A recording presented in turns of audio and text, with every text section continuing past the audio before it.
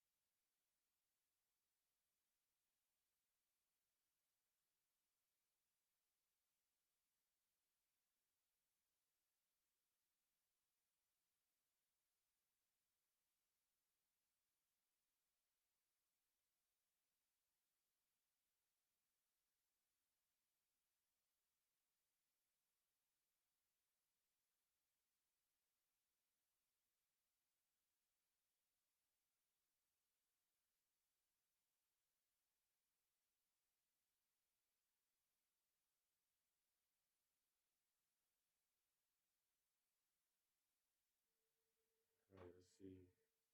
I got one, I got two.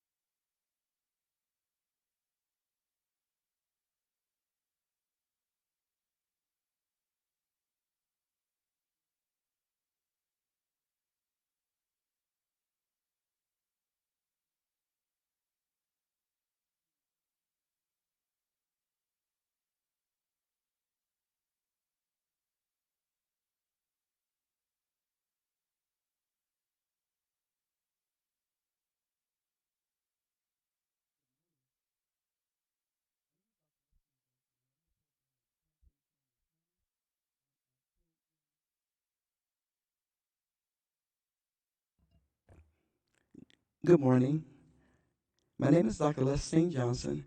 I am the president of the Compton Chamber of Commerce, and I came in briefly to inform the viewing audience that we are experiencing technical difficulties that are beyond our control. We do thank you for tuning in this morning for the two candidate forums. We will be a little late, so we're asking that you don't go anywhere. Possibly in about 10 to 15 minutes, everything will be resolved and we'll be coming on with our first forum, which will be the city clerk's candidates. Again, we thank you for tuning in this morning and give us about 10 to 15 minutes, and I believe everything should be cleared up. Thank you again.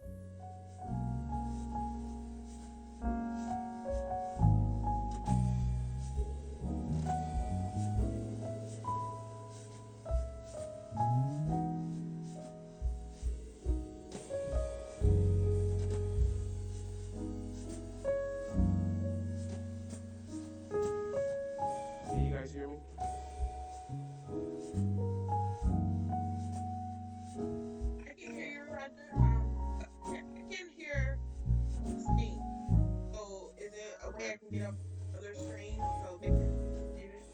Yeah, that was the thing on computer. I couldn't. I don't know if she was coming through or not. Looks like she didn't come in on that computer. Let me make sure that that one is in. I think I see what the issue is. It's not showing up in here. Chamber is muted. That's why. Let me unmute that one. All right.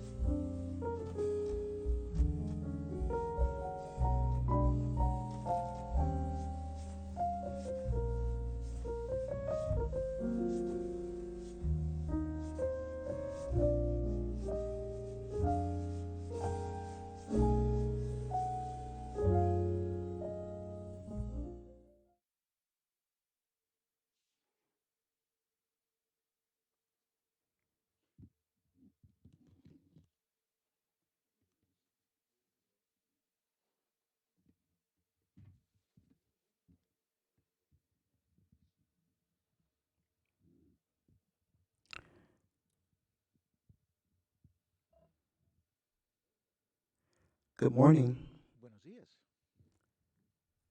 Thank you to the viewing audience for being patient with us as we begin our candidate forum this morning. Again, my name is Dr. Leslie Johnson. I am the president of the Compton Chamber of Commerce, and we will be bringing two forums to you this morning. Our first one will be the city clerk candidate forum, and the second one will be the mayor's candidate forum. So now we would just wait and let them bring our two candidates in.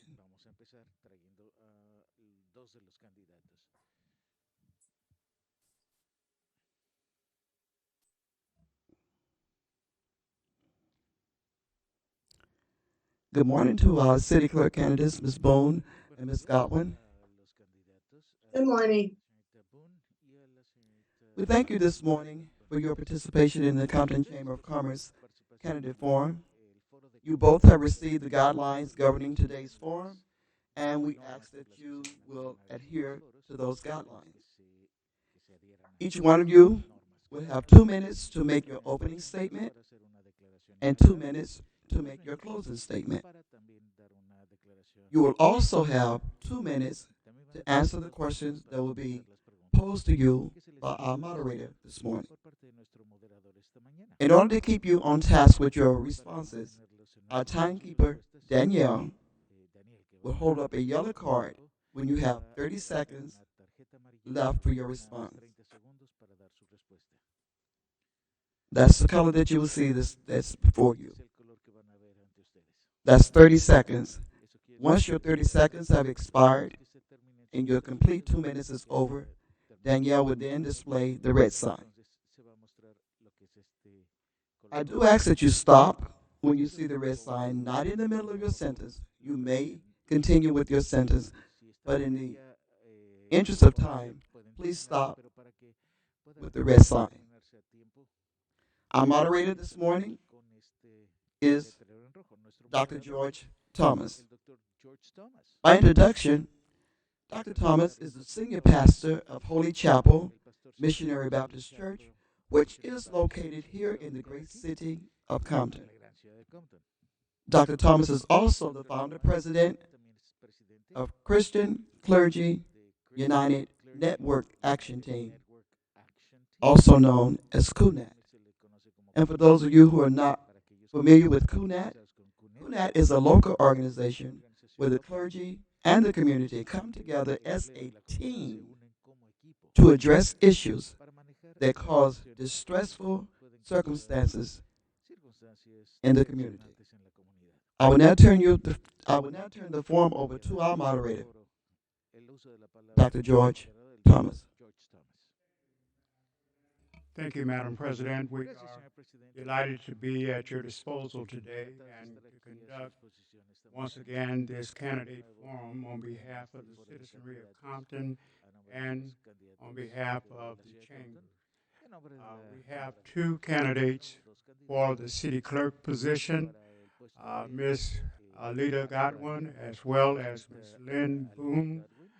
As it has been forestated, you will be given an opportunity to have opening statements. We'll begin with the incumbent, Alida Godwin. You'll have 2 minutes, following which Ms. Lynn Boone would likewise have 2 minutes to give her opening statement.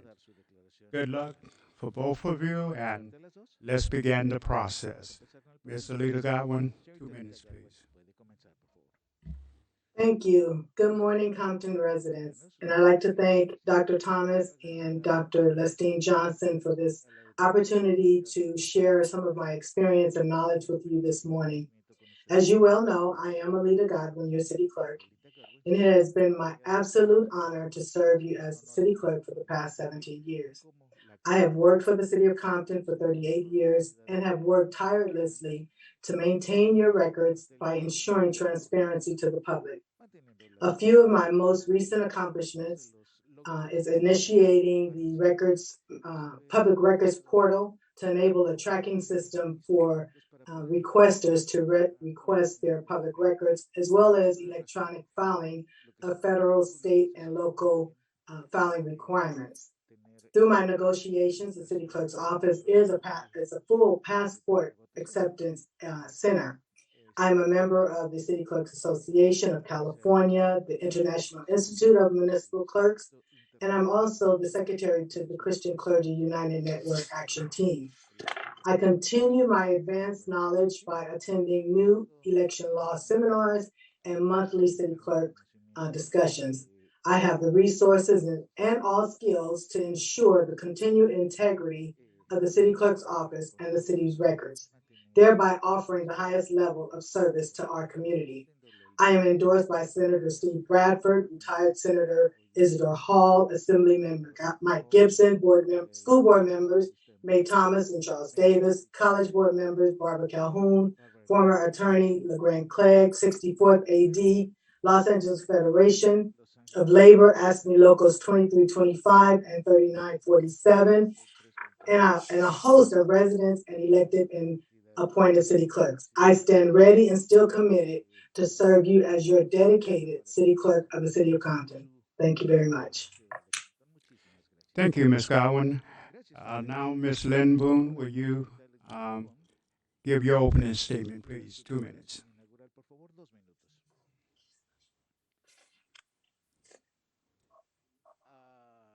Ms. Boone, I believe that you're muted. Good morning, everyone and people of Compton. My name is Lynn Rogers Boone, and I would like to thank the Chamber and CUNAC for allowing me to speak in this forum. I was born and raised here in the city of Compton, and for several years I worked for the city. I learned the inner actions and the inner workings of the city while working in two key departments, one being the Treasurer's Department and the other one being Community Redevelopment Agency. And from there, I supported the citizens, the people of the city, and everyone. I possess an AA degree in business from Compton College and a bachelor's degree in public administration from National University, which was offered by the city. I'm well versed in the city agenda, resolutions, city ordinance, and many other processes of the city. And one of my main pet peeves is the city charter, which has been violated time and time again. I first started being involved and learning from the city clerk's office in 2008, when one of the most horrific violations to the city charter took place. And that's what really got me involved with the city charter. It's time for a change. I love my city. I love all the elected officials, but it's time for a change. The city clerk's office needs to be modernized with technology because the office has been held in limbo for almost 60 years now. Thank you, and I wish to continue on. Thank you, Ms. Boone. Seeing that we're about to begin the process now, you'll have 2 minutes to respond to the questions that are asked. I will begin with you, Ms. Boone, if I can. First question being, what are your priorities seeking to address with your campaign this season? My priorities to seeking in my campaign is to change the situation in the city clerk's office. Number one, there is no standard procedure manual for that office.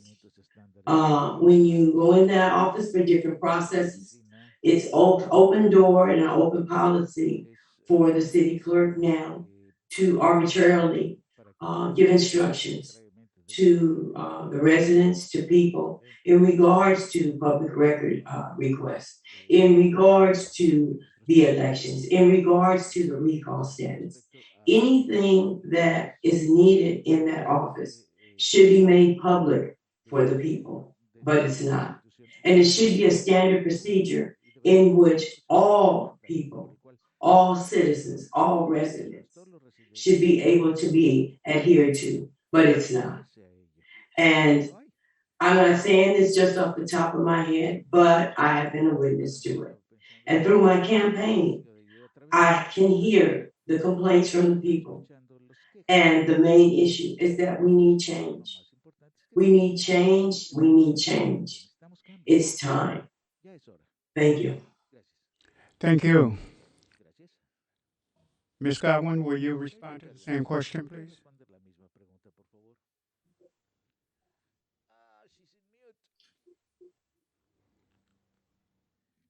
Are you there? Ms. Godwin, are you muted? I was, but I am not anymore. I'd like to let the voters know, excuse me, that I am still dedicated to serving them as their city clerk. I want them to know that I am still trustworthy, that I am their 24/7 city clerk. I want them to know that I tell them no lies.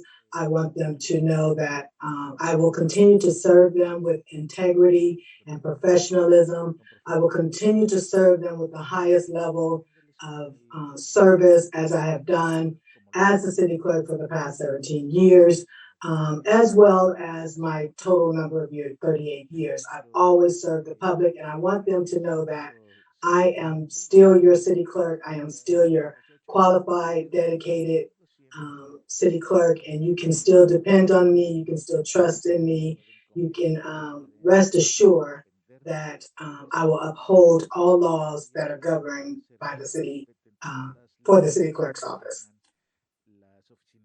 Thank you. If I may, Ms. Godwin, I'd like to also have you to take the lead in responding to the following question.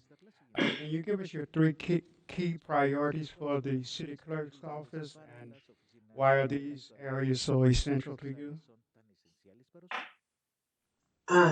Yes, three of my key priorities, first and foremost, is transparency.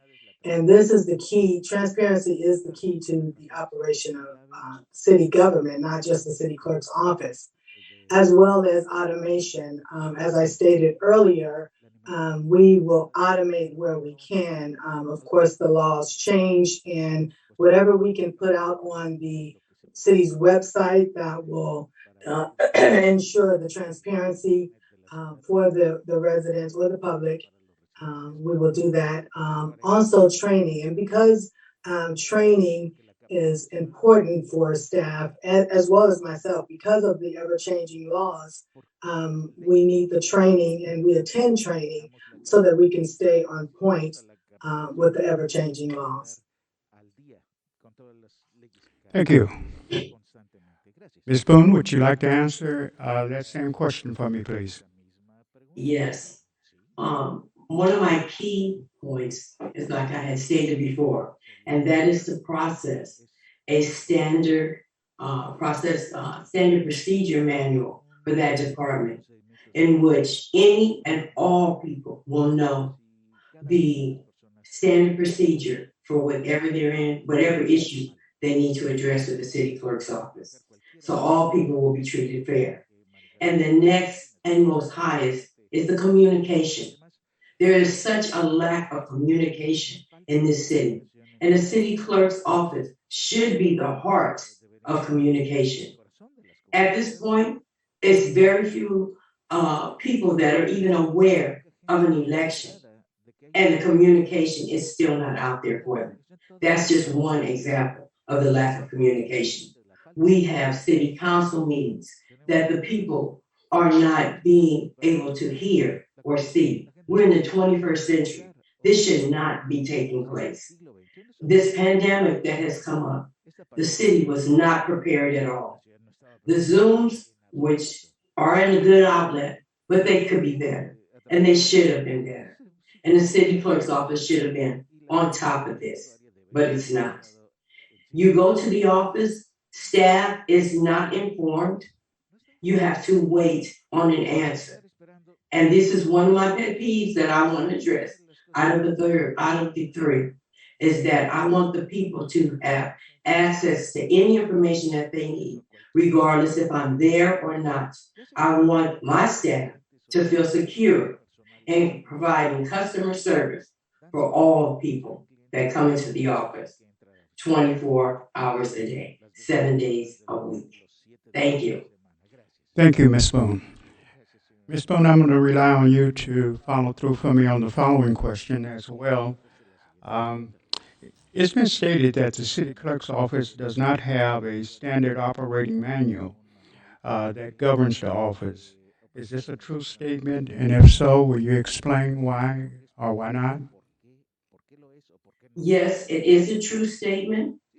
And to even go a little further with that, there is no standard manual, procedure manuals throughout the city. But it was recognized through the state controller with this last audit, which I want to say that I would have had a great deal in attracting Ms. Betty Yee to come into the city of Compton to conduct this audit. But without a standard procedure manual, it opens the door for anyone to say whatever they want. And when it's time to be accountable for it, directors, supervisors, clerks, elected officials, they all get back on that same stand. It wasn't me, or I didn't say that. But if it's written down someplace, then that is transparency. And right now, the transparency is not there. And it's especially in the city clerk's office. Thank you. Thank you. Ms. Godwin, would you respond to the same question, please? Absolutely. That is not a true statement.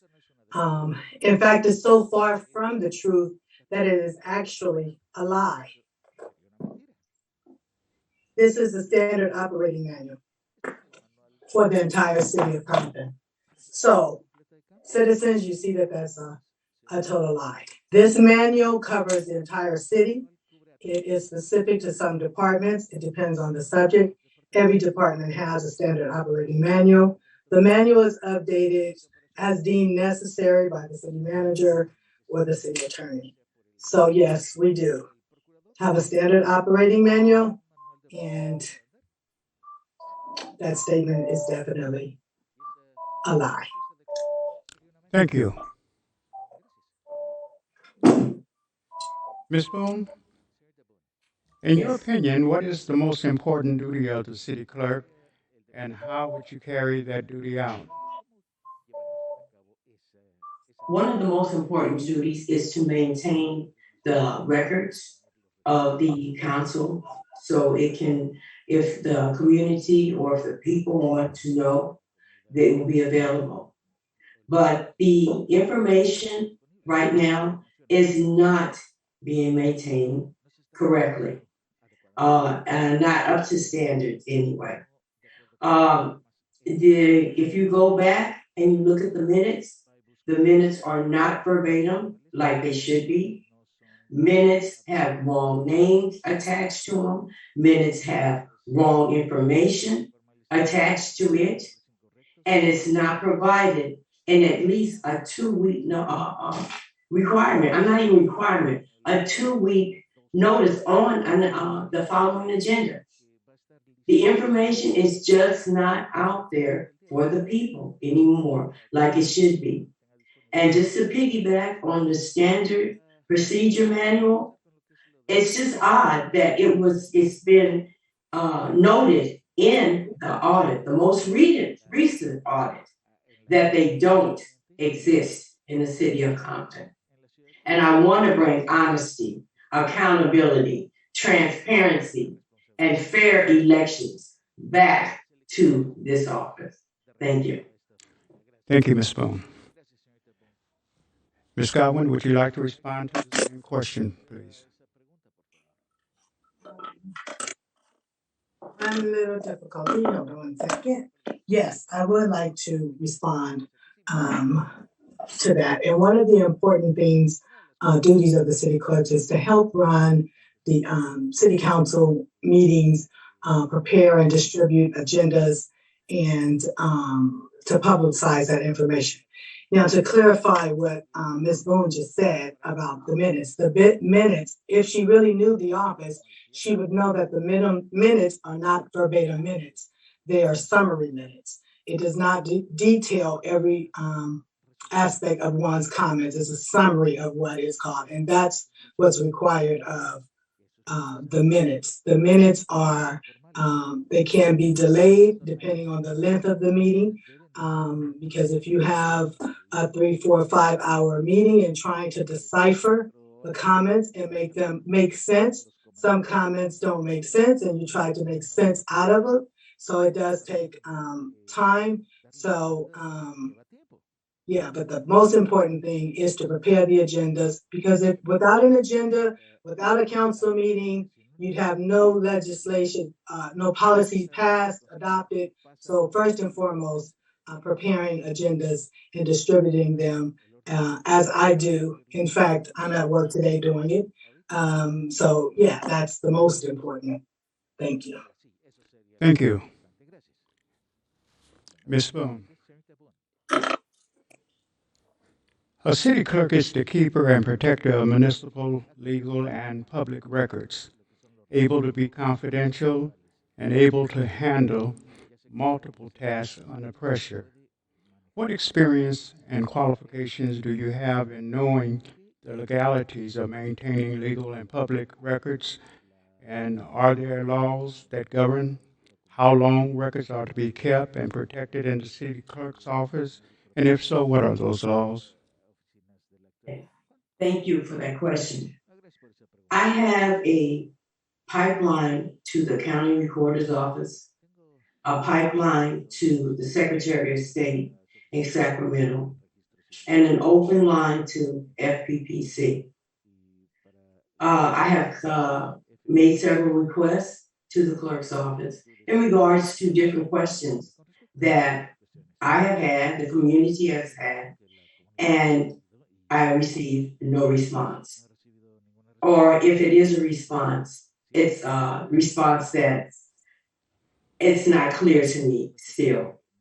So knowing the laws, I have gone through the county recorder's office, and like I said, Sacramento. They have answered my questions. They have shown me where I can find these different answers. I know the election codes almost forward and backwards. The city charter, which is the word of the people, it's just how they want the city of Compton to operate and how they want the elected officials to operate. It's one of the main sources, and I know the city charter. I understand that there are very many violations, and they could have been stopped or at least addressed by the city clerk's office. Are there laws that govern how long records are to be kept and protected in the city clerk's office, to your knowledge? Yes, there are. And that's why I've gone to the city clerk's office to ask these questions, but I've had to reach out to other agencies. Can you name any of the laws that would be applicable to that? I'm sorry, sir. Can you name any of the laws that would be applicable to that reference about keeping data in the office itself, and how long? Okay, well, one would be the public information request, and the other ones would be governed by the city council and working along with the city clerk, because all cities do not maintain records at the same length of time, for the same length of time, I'm sorry. And like I said, through Sacramento, the Secretary of State, they also have, informed me of several regulations and laws. But as far as the city clerk's office, I'm sure they're there, but they're not made accessible to the public. Thank you very much. Ms. Godwin, same question? Yes, thank you for the question. And the laws that govern the keeping of the records is the time frame is the government code and the elections code.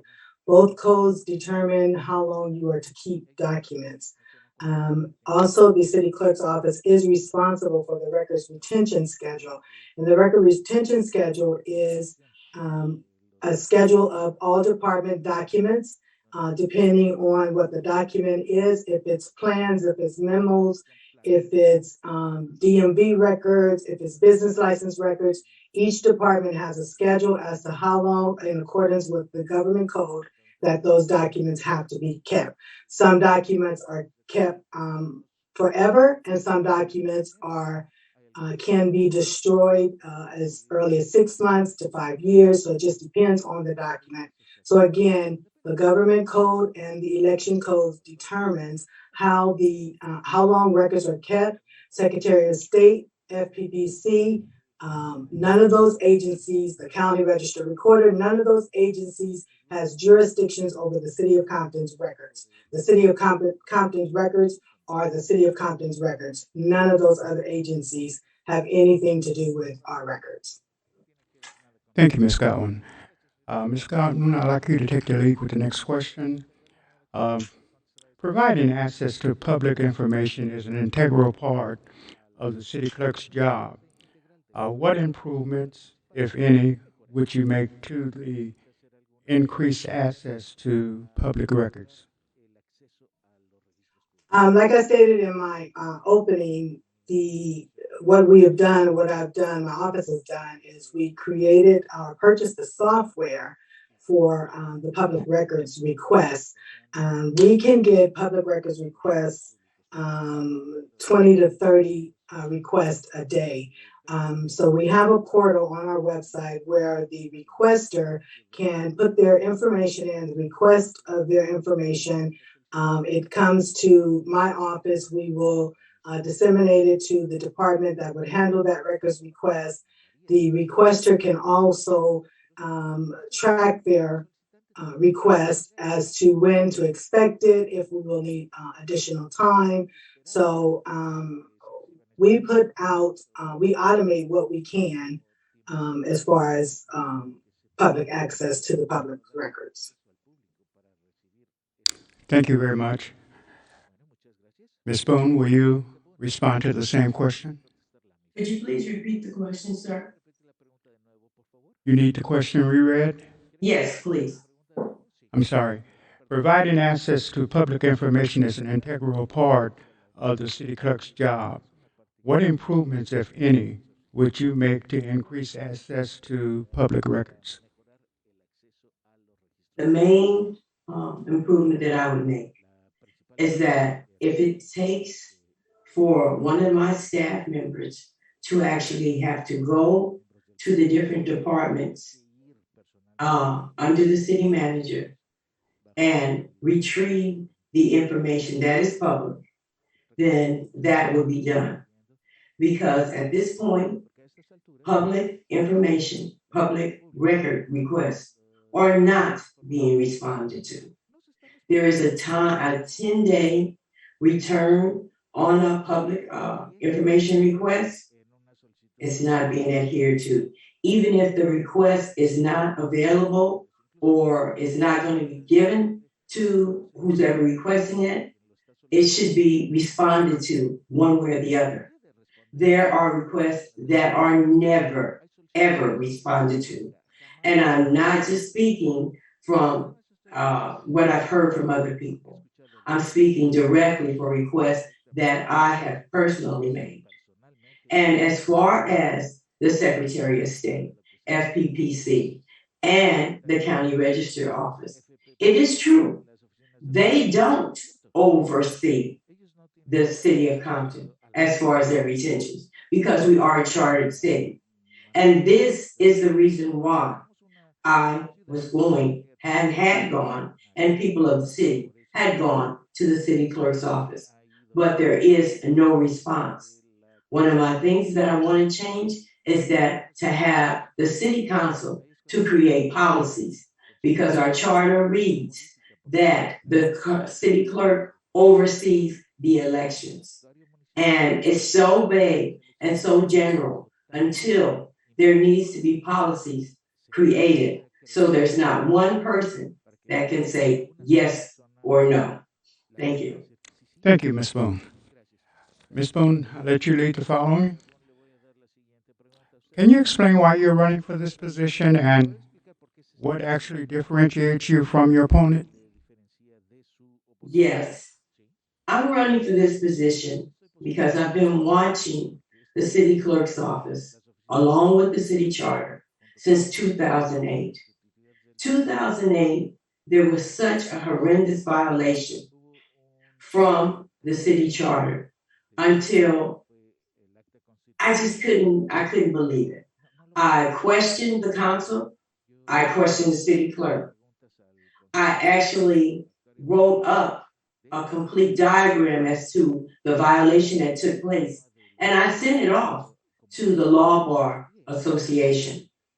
I received an explanation from the Bar Association as to the person and who the violation was committed. And I was told that because we are a charter city, because we have a law enforcement, which is supposed to be our city attorney, that there was really nothing that could be done because the city council actually voted to let this person take the position. From there on, I just started following the different actions of the city clerk's office in regards to issues throughout the city and comparing it with the city charter. And there were violations after violations after violations. And it's at the point now to where the violations are adding to the problems within the city. The financial state, the financial situation that we're in, which is enormous, the actual structure and foundation of the city, by not adhering to the rules and laws of our charter. And one is residency. One in particular is residency, and it is a part of overseeing the city elections and then the unfair acts of the city elections. Thank you. Thank you, Ms. Bone. Ms. Godwin, would you respond to the same question? Yes, I am running for my 5th term as the city clerk because I am still committed to the Compton community and the people's business. I have no hidden agendas. I am not running for the money. I am not running for a title. Compton deserves honest and committed leadership. And I am the only person that fit that profile. I am running simply because I still have a desire to serve you, the people. And then I'm going to leave it at that. Okay, thank you very much. New question. The 2020 presidential election was plagued with election fraud. How would you, as city clerk, protect the integrity of the election process in the city clerk's office? And please be specific, please. And Ms. Boone, you can have that one. Thank you.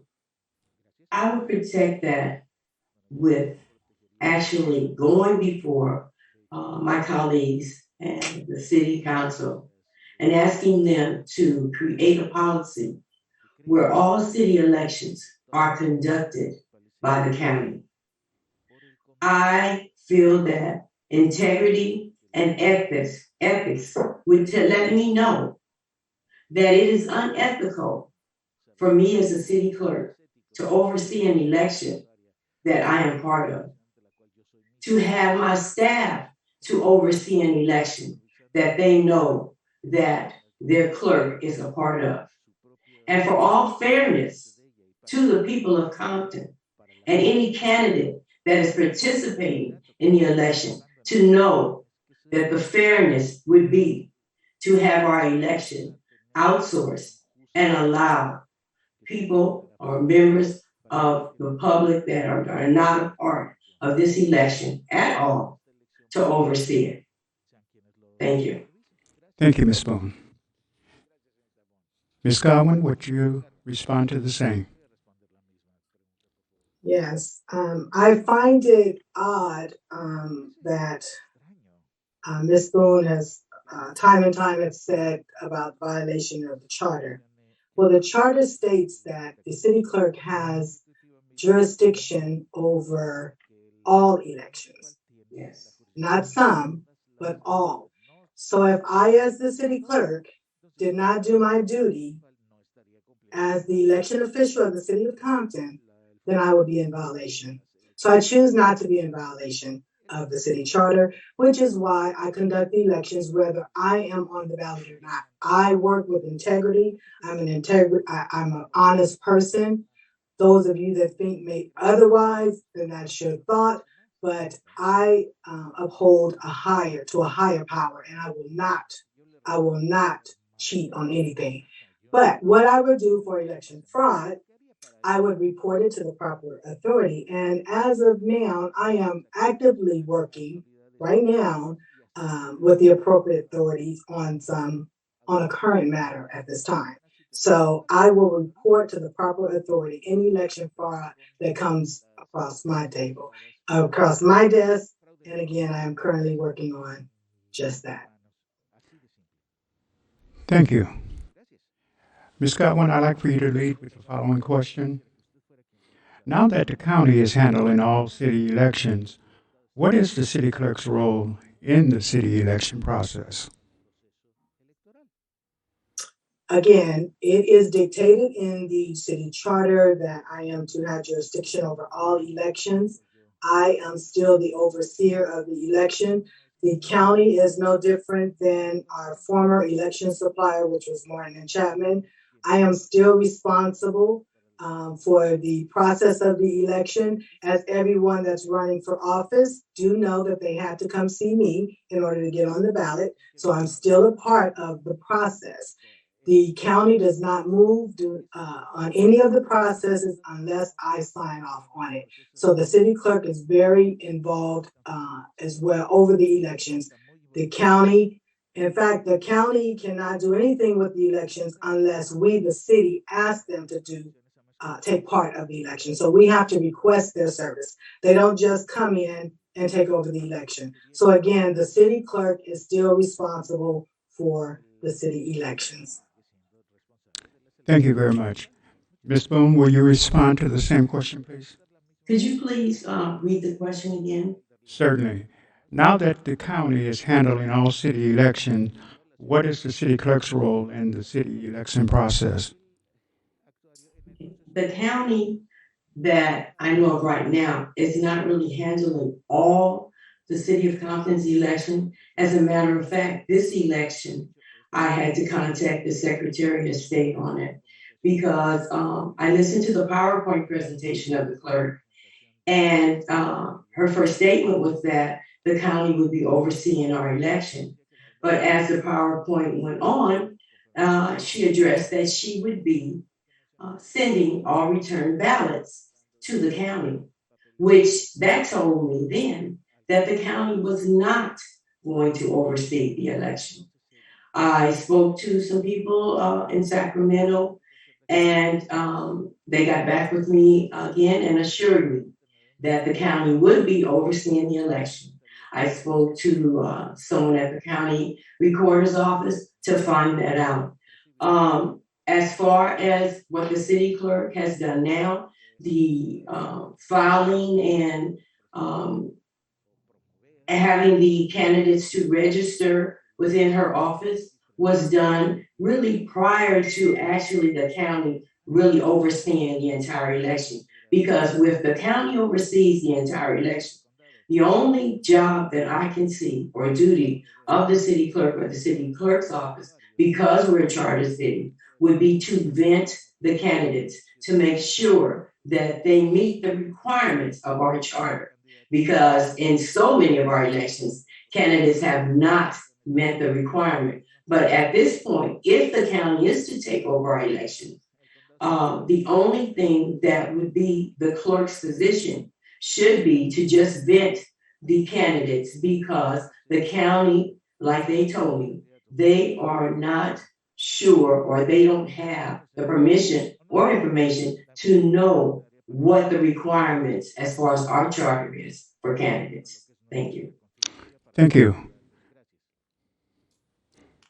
Following through, Ms. Boone, how can you, as the city clerk, make local government more open and responsive to the citizens? Communication. Communication. The people of Compton have no idea what's going on in the city from their city council, except if they hear it on the news or if someone says something out on Facebook. But the lack of communication from the city clerk's office is tremendous. And it should not be. Like I had stated before, the city clerk's office should be the heart of communication from the city council to the community, but it's not. And I'm not saying that it's never been, but as recent as this administration for the last 8 years, it has shut down completely. We are supposed, and it's in the charter, the city clerk's office is supposed to provide the public information, public notices through a judified newspaper.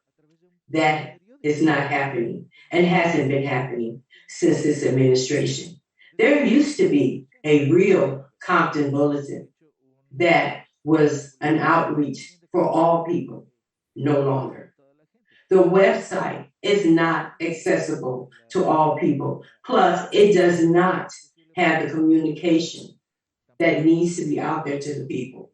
The website, this website anyway, really only is showing one person, one elected official, and the information on that. That's the way in which I think that I would address and make the city officials their information more aware to the public. Thank you. Thank you, Ms. Boone. Ms. Godwin, would you like to respond to the same? Yes, I would continue to give equal access to the public documents and information to everyone. I will not pick and choose who gets information. The information will be available to everyone. Because as I stated before, transparency is the key. And I want you to know that I work for you. So whatever it is that you require or would like out of my office, we will work to make sure that you receive the information that you request. And just to clarify something that Ms. Boone said about our advertisement, our legal notices. Our legal notices are published in an adjudicated newspaper, which is the Compton Bulletin. If anyone wants to stop by and see proof of publication, I can show you that. So every time a document needs to be published, including our ordinances by law have to be published.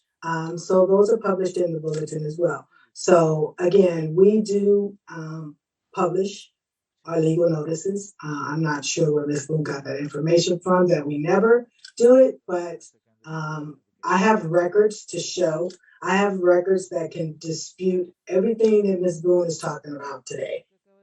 So I hope everyone is making notes and come over to the clerk's office and I'll show you what we have. Thank you, Ms. Godwin. Ms. Boone, Yes. there are laws governing the city clerk's position. Can you name and describe the 4 laws that are key roles to the city clerk's responsibilities? Well, there are laws, and the laws the city clerk had stated before are really our charter and within the city of Compton. At this point, the duties of the city clerk are so general in our charter that they need policies created for them. There was a statement just made that I said that the information was not published in a paper for the people. No, my statement was that public notices and information are not provided and published in a judified paper, which is in the charter, and it calls for a judified paper. This paper is not judified. The Compton Bulletin is not judified. Miss, Miss, And yes, I'd like for you to address specifically the laws that are related to the clerk's position and responsibility. It's my knowledge that there are specific laws. Are you familiar with any of them? like I said, the specific laws that I know that govern this clerk are supposedly in the charter, and they are not being upheld. The violations to the charter, as far as the city clerk, they're all surrounded here within the city. There may be said that there are outside laws, but they don't pertain to Compton, because I have addressed outside agencies in regards to, like I said, violations to the charter. And I have been told, because we are a charter city, that those laws must be governed by our law enforcement, which is our city attorney, who in his duties says that he is supposed, or she is supposed to protect the charter and protect the violations of the charter. But it has not, and it is not being done in this city. Thank you. Thank you. Ms. Godwin, will you take the same question, please? Sure. The four key roles for the position of the city clerk, one of them being the election official. And this being the election official, you assist the candidates in their legal responsibilities when they're running for election, during and after they're running for the election. The second one is the legislative administrator, which is to prepare the agendas, distribute them to the mayor and council, prepare the legal notices, post them. The other is the records manager, which is to maintain and index the minutes, resolutions, and ordinances that are adopted by the legislative body. And the last one is the compliance officer, and that's the officer that deals with the Public Political Reform Act, the Brown Act, and the Public Records Act. Those are the four key laws that govern the position of city clerk. Thank you. Ms. Godwin, um, I'm informed that as a charter city, Compton City Clerk has multiple functions. Uh, Five more expressly comes to mind. Can you name those, please? Yes, that is to attend all meetings, to maintain the ordinances and resolution books, to have custodian of the city seal, to administer oaths, depositions, affidavits pertaining to the city's business, and to have charge over all city elections. Thank you. Ms. Boone, would you like to respond to the same question? Um, those are the duties of the city clerk as far as our city charter. Many of those duties I have not seen being completed or being done within the city clerk's department. There are depositions, several depositions that would pertain to the city clerk's office, and I have not read or heard of any one of the depositions being taken by the city clerk. She stated the elections official twice, which is in the charter, but it's in the charter one time. And if you actually read the charter, there are a lot of different sections within the charter that are very general, vague, and open. And those are open like that to have our policymakers to create policies to keep us, the city and the people, up on top of the lifestyle, the situations, or what's ever needed within the city now. And those are not being adhered to. One issue regarding the elections, I would think would be to oversee at least the qualifications of candidates. And on several occasions, those have not been adhered to. Thank you. Okay, thank you very much. Um, let's give you the lead on the following question, Ms. Boone. Success in public service requires an even-sided, balanced triangle. What positions in government would make up that balanced triangle, and what are their contribution to the same? Is Was this that, question for me? Oh, I'm sorry. I'm sorry. Ms. Boone. I don't know. Okay. Okay, I'm sorry, sir. I didn't know if that question was for me or not. Could you please read it again? I most certainly shall. Thank you. Success in public service requires an even-sided, balanced triangle. What positions in government would make up that balanced triangle, and what are their contributions to the same? Okay, I'm gonna be actually honest. I'm really not that familiar with that, but as just a layperson, I would say that I would assume that the triangle would consist of the people, the city council, and then to the city clerk. And as far as like making that equal, I would address the city council in regards to the charter, because we have a council that's not familiar with the words and actions of the charter. As far as the people, this is one thing that I want to provide within the city clerk's office is education. Education to the laws of the city and the main law, which is the charter. Because there's so many people that don't even know that we are a chartered city.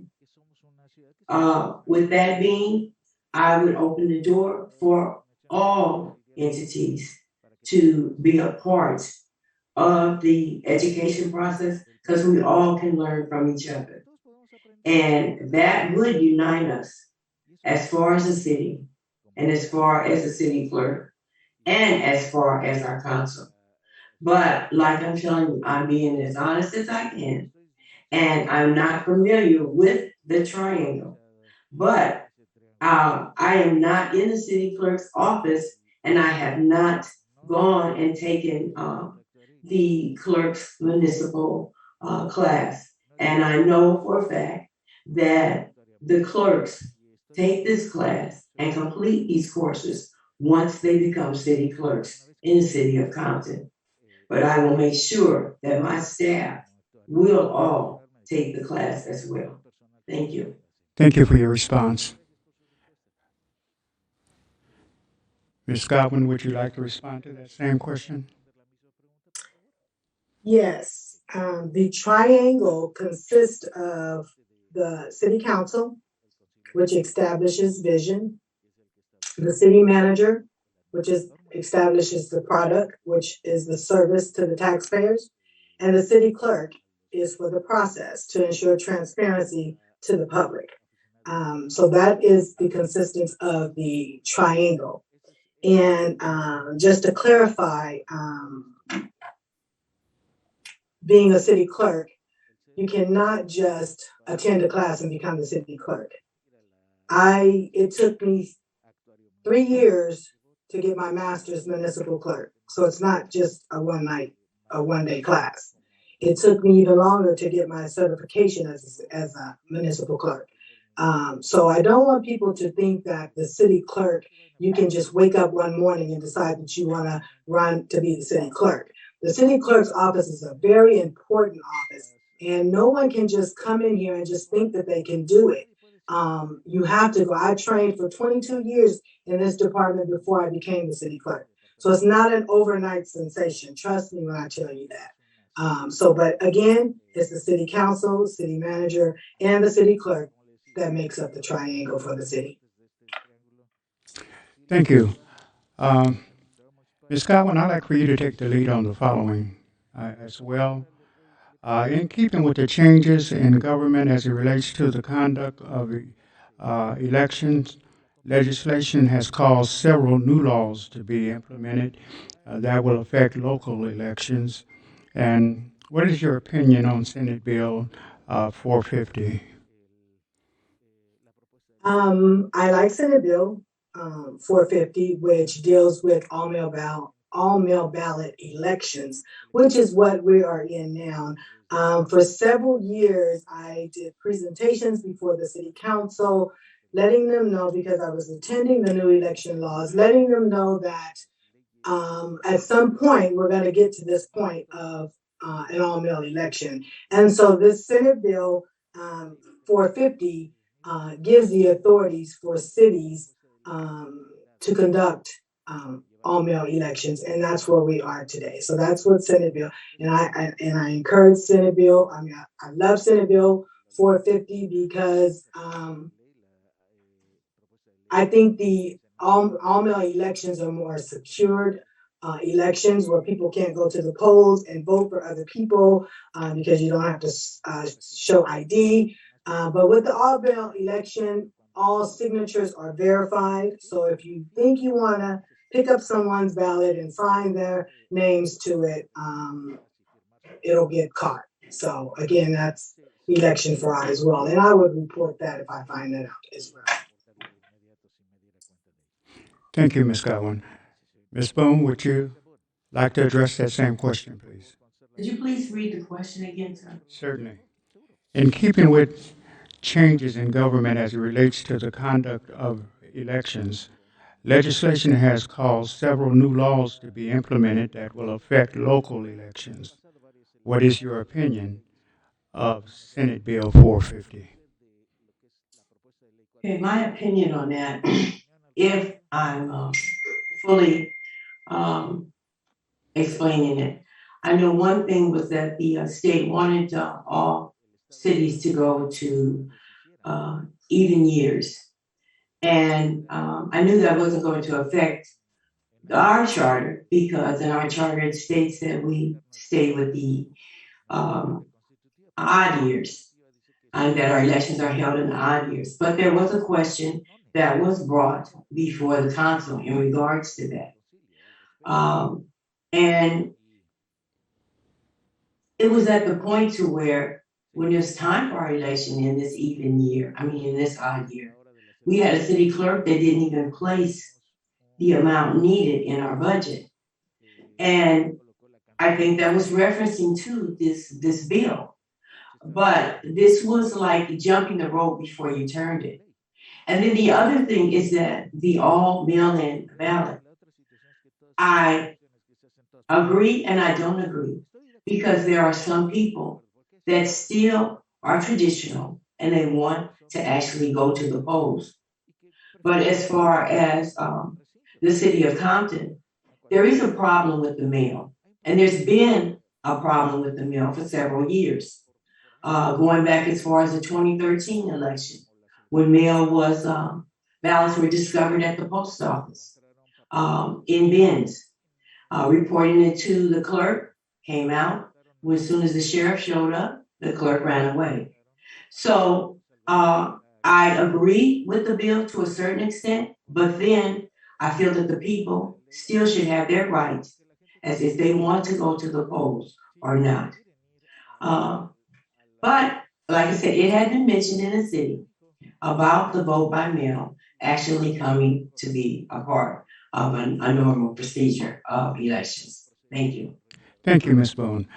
While we're in that area, Ms. Boone, can I get you to give me your opinions as well on Senate Bill 415? Give me as brief accounting of the details that you can and how it affects the city of Compton.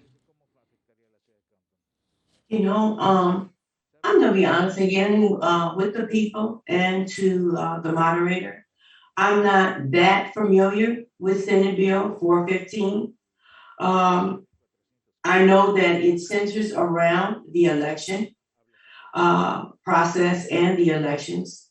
But like I had stated in earlier questions, one of my issues as far as integrity and ethics would be to go to the council and ask them to create a policy that all of Compton's elections be outsourced. So, like I said, I'm being very honest with it, and I'm not familiar with all the particulars of Bill 415. Not that I, wouldn't learn it or wouldn't actually become a student to that bill. But as far as integrity, as far as ethics, as far as fairness to the people of Compton, who in the past have not been treated fairly in the elections, I would have to say that I would create this policy or ask the council to create this policy because our elections are overpriced. They're underserved to the community because our voter registration for the city has never been purged. I know the city clerk has stated that the county should do it, and the county does their purging of the elections, but registrations, but not of chartered cities. Thank you. Thank you, Ms. Boone. I appreciate your candor. Ms. Godwin, same question. Thank you. Senate Bill 415 has to do with voter participation. And just to clear up something, the city clerk does not have jurisdiction over voter files. All purging is done by the county register recorder's office for all of LA County, and Compton is in LA County. But Senate Bill 415 mandates that cities change their elections to coincide with the presidential elections. And based on your percentage, your turnout, the bill wants you to change from an odd year to an even year. Because Compton is a chartered city, this bill does not apply to us. However, because we are a chartered city, an item can be placed on the ballot to change from odd year to even year. And the reason why our elections are so costly is because Compton is the only city that has elections in the odd year, which basically means that we put the entire bill. If we combined with other cities, then it would be a shared cost. So I would encourage the residents, the voting population, that if council so chooses to put a ballot measure on the ballot at any point to change from odd year to even year, I would strongly recommend that you support that because it will be a financial benefit to the city of Compton. So that's SB 415, voter participation. Thank you, Ms. Godwin. I would like for you to take the lead, Ms. Godwin, on the following question. There are 5 laws that govern the operation of the city clerk's office.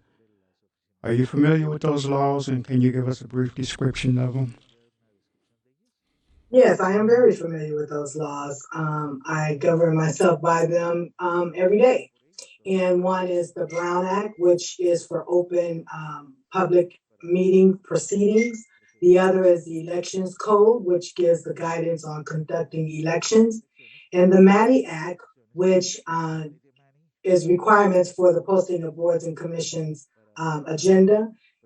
The other is the Public Records Act, which is to provide access to the public records. And the final one is the Political Reform Act, which addresses the financial conflicts of interest of public officers. Thank you. Ms. Boone, I recognize that you're just starting, but if you can weigh in on the same question, that would be great. Okay. I think I heard your question correctly, and I agree in somewhat with the city clerk. What I have the biggest problem is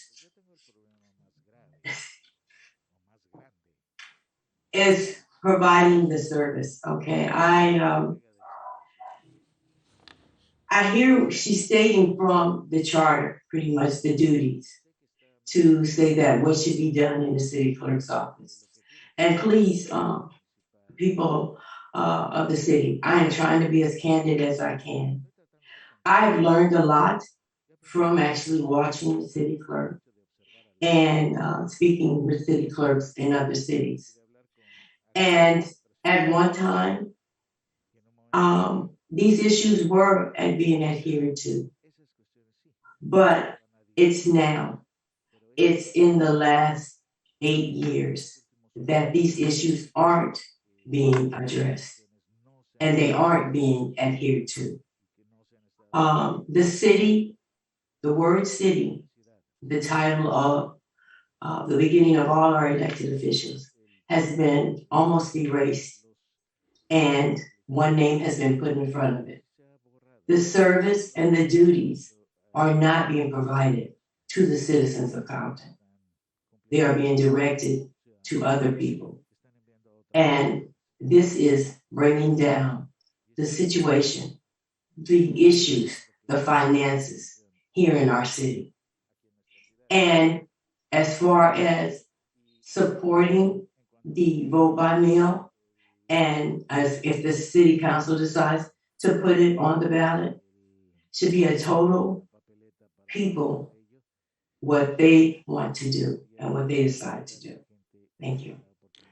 Thank you, Ms. Bone. Ms. Bone, I'd like for you to take the lead on the following question, if you will. The city clerk position is vital to the stability of the city, and there are four cores that are being named as being credible to it. Can you name those four cores? Okay, once again, Dr. Thomas, The I'm not exactly familiar with the four cores, okay, but as a layperson, I'm going to address them as I feel that the four cores should be. And that would be the city council, the people, number one, the city clerk, and possibly the city manager. And then the others would be to follow the laws of the charter, the state, the federal, and I don't know what the other one, fourth one would be as far as that one. But those are what I'm looking at the cores, and the service to the people, the service to the community that should be provided by a city clerk. As far as, like I said, once again, I don't agree with the overseeing of the elections. So if I was to be placed in that position, I would say the first thing that I would do would be to try to be fair to the people of Compton and allow the elections to be outsourced, period. But as far as the four cores, the exact names of them, I am not familiar with, but not to say that I wouldn't be, but as a person, those are what I feel that are important as far as the city clerk's office. Thank you. thank you. Ms. Godwin, will you address the same question, please? So that I can understand correctly, you said the four cores of being credible, correct? Right. Oh, okay, so those four cores are trust, character, integrity, and competence. That's what it takes to be a credible city clerk. And I do possess all four. Thank you. I have a few community questions that I must ask you. And let me begin with you again, Ms. Godwin. Can you give us an idea of the process for recall? Yes, the process for a recall is spelled out in the elections code. First, you have to notify the individual that you wish to recall. You will serve them. You will post notices You have to give the officer that you're recalling an opportunity to answer any allegations against them, grounds for the recall. The city clerk has to approve the formation of the petition itself. And signatures are collected. It may not be in a specific order, but these are the parts of it. The petitioner will then collect signatures.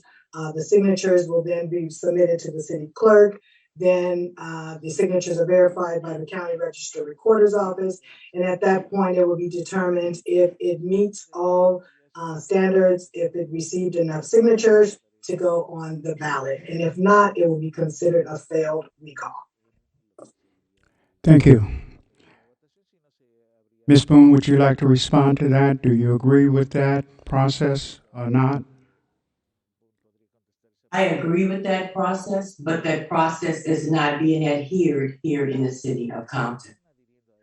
The city of Compton, the history of the city of Compton, there has never been a completed recall. And I've tried to stay away from this one because I am participating in the election. But since it has been brought, I want to address the people of Compton. This recall that was considered a failed recall was not a failed recall in the city of Compton.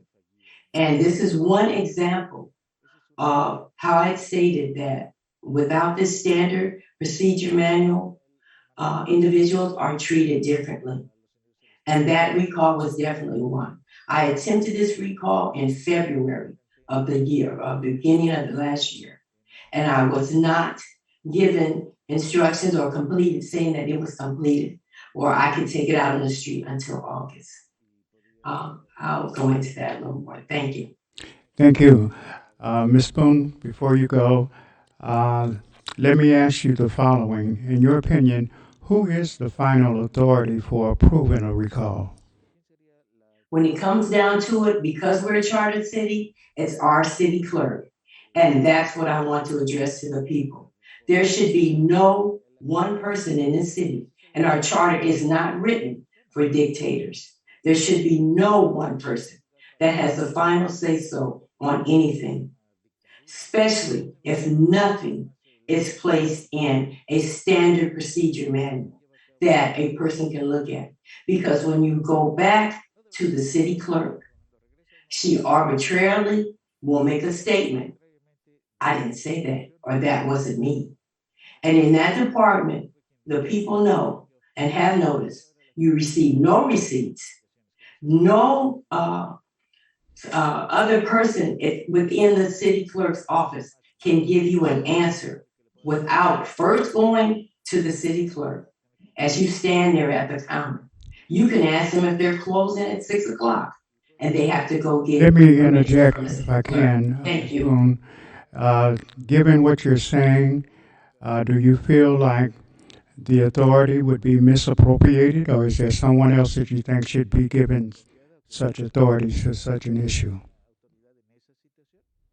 At this time, I feel yes, and that would be an outside election agency, which I'm saying is the county recorder's office. Thank you. Thank you so much, Ms. Boone. Ms. Godwin, you've heard the final question. Who is the final authority for approving recall? Your position and insight on the matter? Thank you. A recall is spelled out in the elections code. So no matter what you think that I should or shouldn't be doing, it's spelled out in the elections code. I have my responsibilities to do.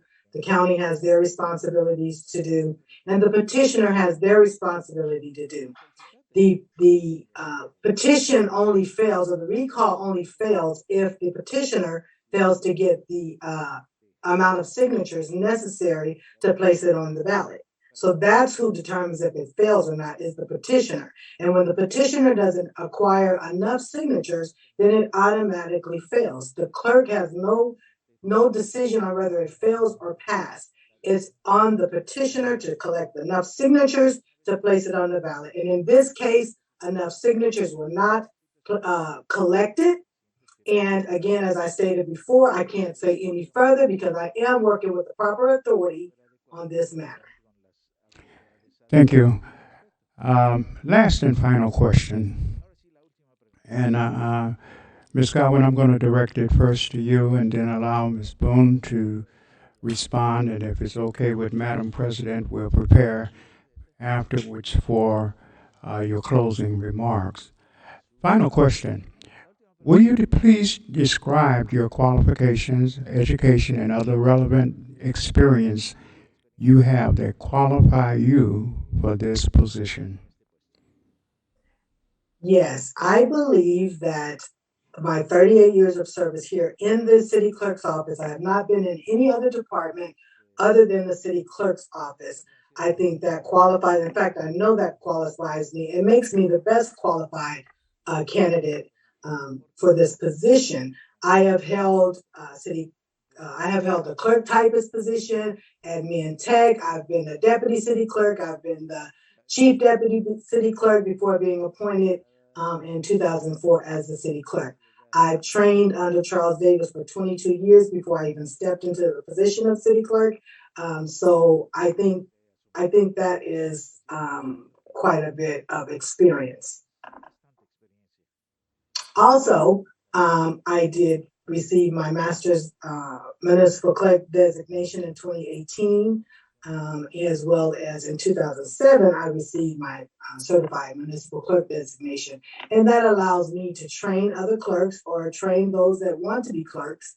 Again, this position is not for an overnight sensation. And you cannot just walk into this position thinking that you will know what I know in a day's notice. So citizens, remember, this is a very important position, and you make sure that you vet out the person that's running for office and to know if they are qualified to run this office, because this is your city and you need someone that is dedicated, competent, and have knowledge of what governs the city clerk's office. It's not my rules, it's not my laws, but I just live by the ones that govern the city clerk's office and its operation. Thank you. Thank you. Ms. Boone, will you respond in like manner to the same question? Yes, as far as our charter, it only requires a residency requirement for this position. But if you actually look up the requirements for a city clerk, it requires a degree. It requires customer service. And I give Ms. Godwin all the credit in the world for all the certificates that she has received from attending the different classes. And I know it's not an overnight sensation. I have an AA degree in business, a bachelor's degree in public administration. I've worked for the city and I've worked in the key departments, treasury, like I stated before, and community redevelopment. I know the processes of the resolutions, the processes of city ordinances. I know the charter from the beginning to the end. I see the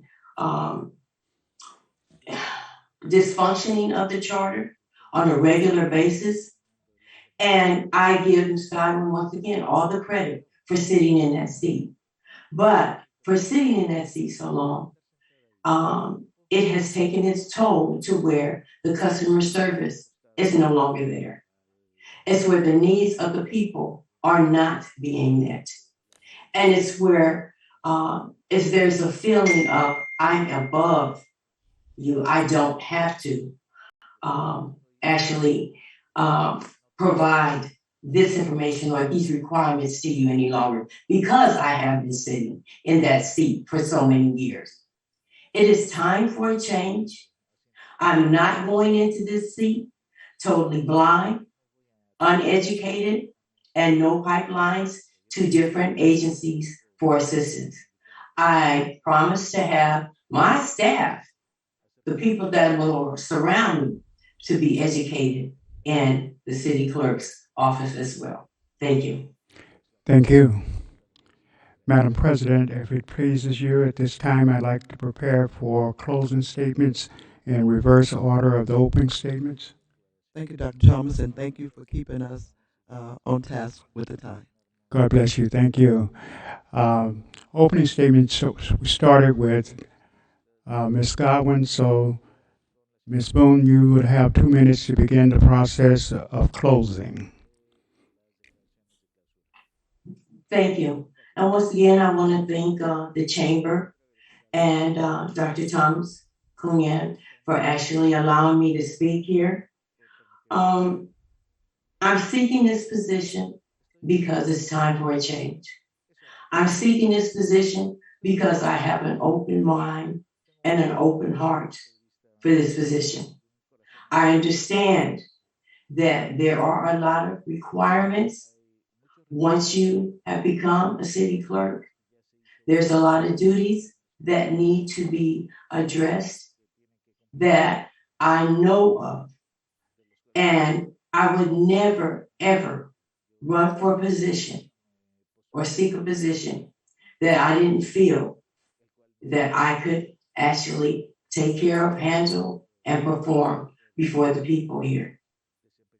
I love the city of Compton, and I want our city to move forward. We've had 8 years of a failed administration.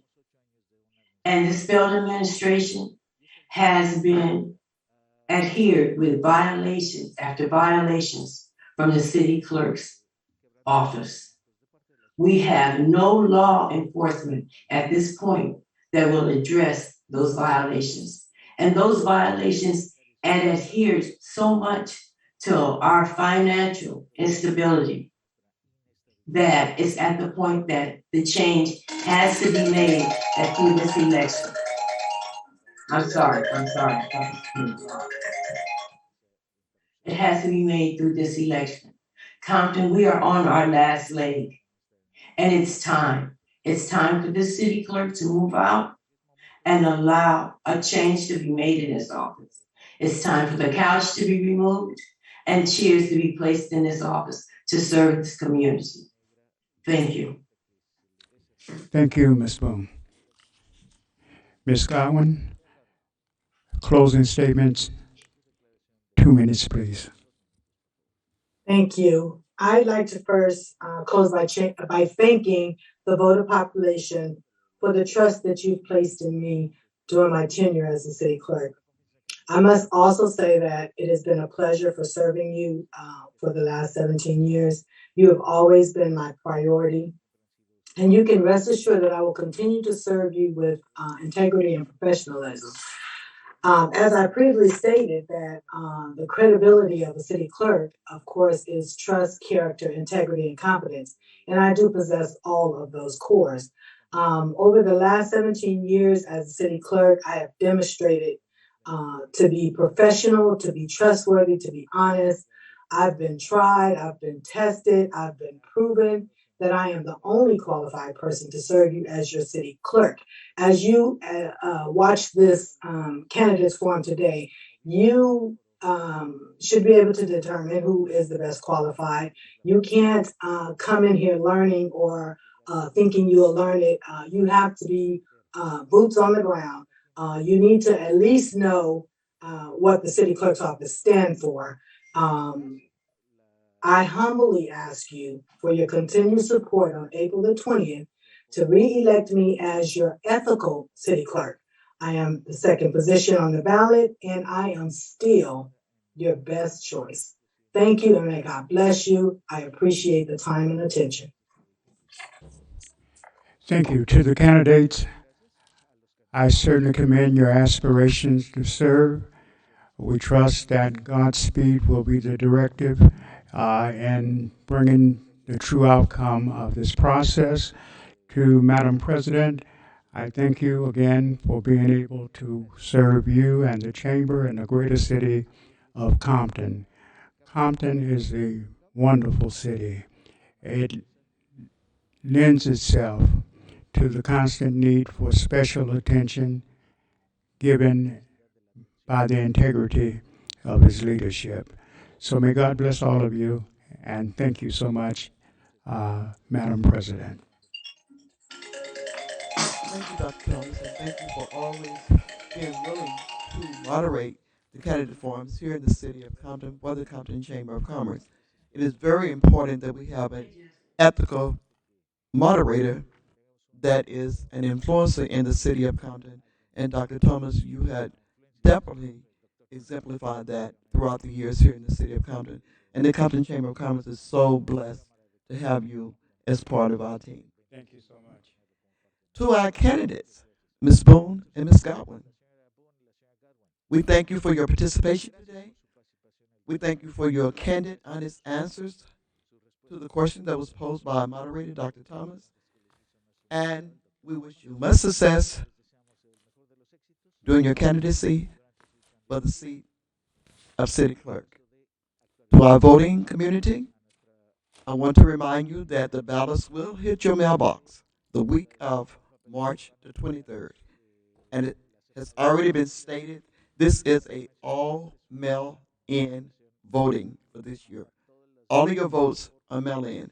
There are no walk-in to the precincts other than to drop your ballot in for the precincts that's already been set up. You can find the precincts on the city websites where you can actually drop your ballot in. However, it is all mail-in. So please start looking for your ballots. It will begin to hit your mailbox on March the 23rd. And again, to the candidates, we wish you best of luck as it continued, and we ask everyone to be ready to vote on April 20th. We will take a short recess, about 10 minutes. We do thank Dr. Thomas for keeping us on task. We're going to take a 10-minute break to allow the mayor candidates to come into the Zoom room, and we'll be back with you in approximately 10 minutes. Thank you. Okay.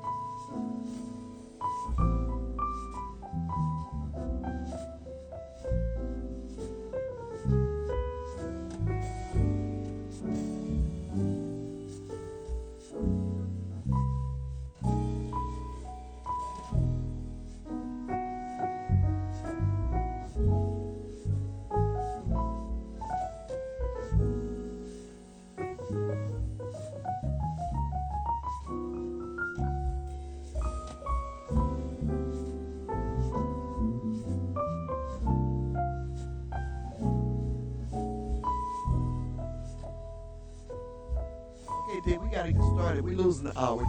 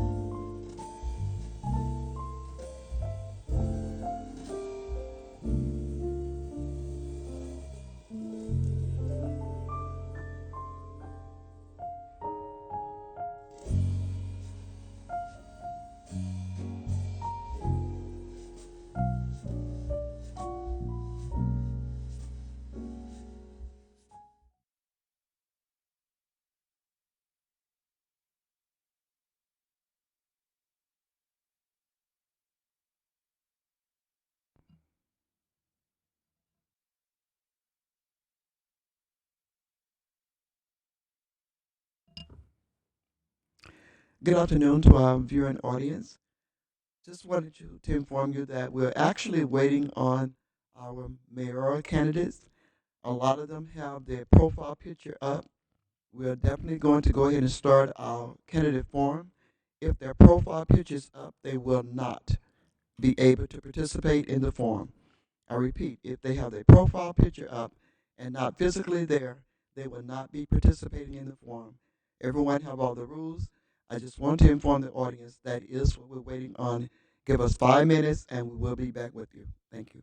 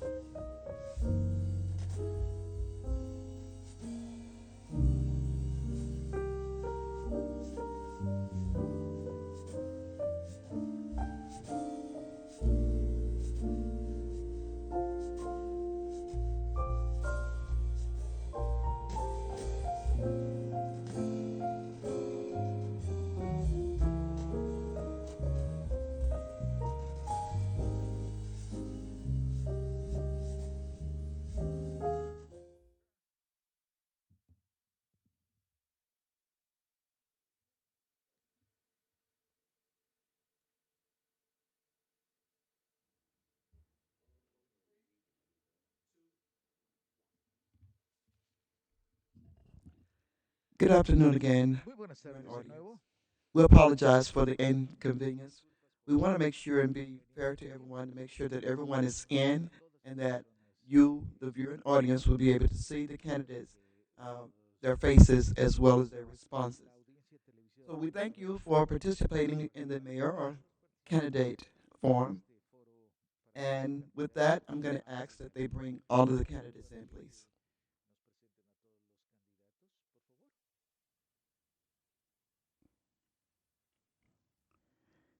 Thank you, candidates, for participating this afternoon with the Compton Chamber of Commerce Mayor Candidate Forum. And all of you have received your guidelines governing today's forum, and we ask that you adhere to those guidelines. One of the guidelines is that there could be no substitution. So a profile picture is a substitution. We need to see your face. The voting audience needs to see your face, as well as the response that's coming out of your mouth without your profile picture being up. You can have a profile picture behind you, but physically you need to be present. And to go over a few of the rules, each candidate, as I stated, have already received the rules, which means that you have 2 minutes for an opening statement, 2 minutes for a closing statement, as well as 2 minutes to answer the question that will be posed to you by our moderator, Dr. Thomas. Additionally, our timekeeper would actually put up a yellow sign to let you know that you have 30 seconds to complete your response. Once that 2 minutes have been exhausted, a red sign will go up, letting you know that that's the end of that question for you and that you need to stop at that particular juncture. Our moderator this evening, this afternoon, I should say, by introduction, is none other than the senior pastor of Holy Chapel Missionary Baptist Church, Dr. George Thomas. Holy Chapel Missionary Baptist Church is located here in the great city of Compton. Dr. Thomas is also the founder and president of CUNAT. CUNAT is Christian Clergy United Network Action Team. And for those who are not familiar with CUNAT, it is a nonprofit organization located here in the city of Compton where the clergy and the community come together as a team, T-E-A-M, a team, to address issues that cause distressful circumstances in the community. Without further ado, I would turn the forum over to our moderator, Dr. George Thomas. Dr. Thomas. Thank you, Madam President. To make absolutely certain that we are on the same page, let me get a roll call of the candidates that are available. Please respond to your name. Lamar Willis, are you there? Need to unmute. Present, Doctor. Thank you. Christian Renaga, Present. Rodney Lister, Present. did I get a yay? Janet Ortega, Present. James Hayes, Present. Anthony Perry, Present. Amy Hernandez, Present. Emma Sharif. Present.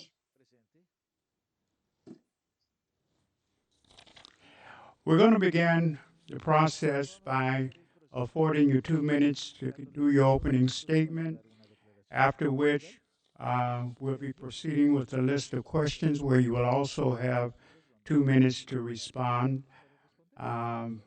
At the closing of such, we'll be getting closing statements in the reverse order. Let me begin at the top with the opening statement from Lamar Willis. 2 minutes, please. Hello, Compton family. My name is Lamar Willis. For those who know me, I thank you for your continuous prayers and support in standing with me. For those who don't know me, I'm a third generation Compton native here. My granddad moved here in 1950, started an air conditioned refrigeration service business. So my family's been in service here for over 70 years. Currently, I own and operate residential care facilities for the elderly out of District 4 and 1. Also, I am not affiliated with any current or past mayors or any special interest groups, any outside interest group. My only interest is Compton and the citizens of Compton. And I'm running to build our city better together and restore it back to its roots that our ancestors left for us, like the great Maxie Fowler, the great Mayor Tucker Sr. We need to get back to what this community was built on, which is the community loving, building, repairing, nurturing each other. That's what our charter was designed on, for our city to be a sovereign city of the citizens. And I'm here to bring power to the people, peace to the dais. Thank you, Doctor. Thank you very much. 2 minutes, please. Christian Renaga. Hi, Compton. Thank you so very much for allowing me to be a candidate for mayor. I decided to run for mayor because I love every Compton resident, and I am here to serve every single Compton resident. I am committed to working with all Compton stakeholders, residents, businesses, and City Hall to enrich our community and press Compton forward. I am running for mayor to offer my life, my gifts, and talents in service to every resident of Compton. My slogan is a better Compton together, because I realize that the only way we can have the Compton we all deserve is if we work together. Together, we can overcome every single obstacle we face. My website domain is unitecompton.com, because I believe united, nothing is impossible. I am asking every Compton resident to unite and vote for me as mayor so that together we can have a better Compton. I am not a politician, rather a public servant who prays for Compton, and I'm eager to get the results that we all want for Compton. A vote for me is a vote for a safer Compton, street repairs, beautification, COVID economic recovery, healthier water and air quality. So I'm asking each and every Compton resident to please unite and vote for me. May God bless each and every one of us always. Thank you. Thank you. Rodney Lister, 2 minutes, please. Yes, my name is Rodney Lister. Been a resident of Compton since 1966. I attended Our Lady Victory School in Compton, Bourbon Day High School. Went to Pepperdine University. I'm a bachelor's there. UNLV, Master of Administration. Professionally, my work history has been in the public sector, City of Compton, City of Inglewood, City of Las Vegas. That's my expertise. I decided to run for the mayor of Compton 4 years ago. Not recently, not the last week, 4 years ago. Because I saw then nothing was changing in Compton. It was the same. The current mayor had a slogan said, "A better tomorrow." And I said, "Where is that? Nothing's changed." I decided to run for Compton because I felt that I had something to offer that we all have to offer, all the candidates. The opportunity to make Compton better, make Compton stronger. Been here since the 60s. I remember Compton at downtown Compton. Places to go, entertainment, a drive-in, a downtown restaurants. We don't have that anymore. My mission, my goal is make Compton a destination city. And we all want that. Every person running for office says that. I believe that we all want that. But I think what makes me different is having the expertise of working from the inside. A lot of times we minimize public servants, government workers. I'm that guy. I bring expertise, passion, and I feel that me as Mayor of Compton, the best thing that can possibly happen. Thank you very much. Thank you. Janet Ortega, 2 minutes.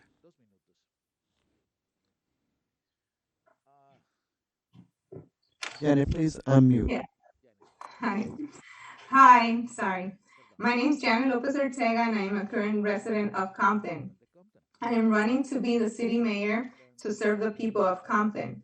I was raised in Compton, attended schools in Compton, and work in Compton. I am a true low-class resident of Compton. I know what Compton people needs and what Compton needs to be changed.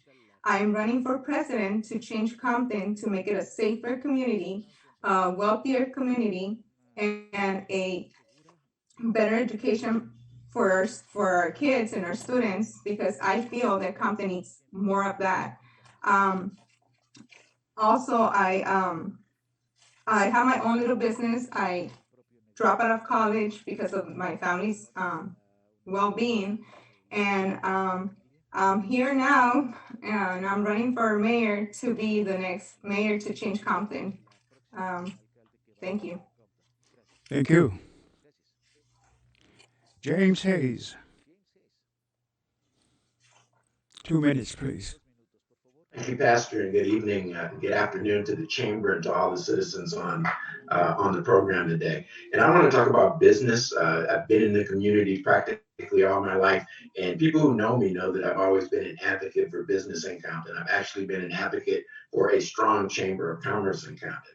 And it's extremely important to me that you're doing this as a business organization, because Compton's not truly known as a community that's friendly to our businesses. So I want to address this from that standpoint and say that as a advocate for business in the city of Compton, someone who's always expressed a desire to grow business in Compton, to bring new business to Compton, and to make our current businesses feel appreciated, that is something that's extremely important to me. You as a chamber are important to me. As a matter of fact, if I become mayor, one of the first things we're going to propose to the council is that we move your offices inside City Hall, because I think that's the only way we're going to move towards addressing the issues that businesses raise as it relates to the rigor of getting business licenses, permits, and what have you.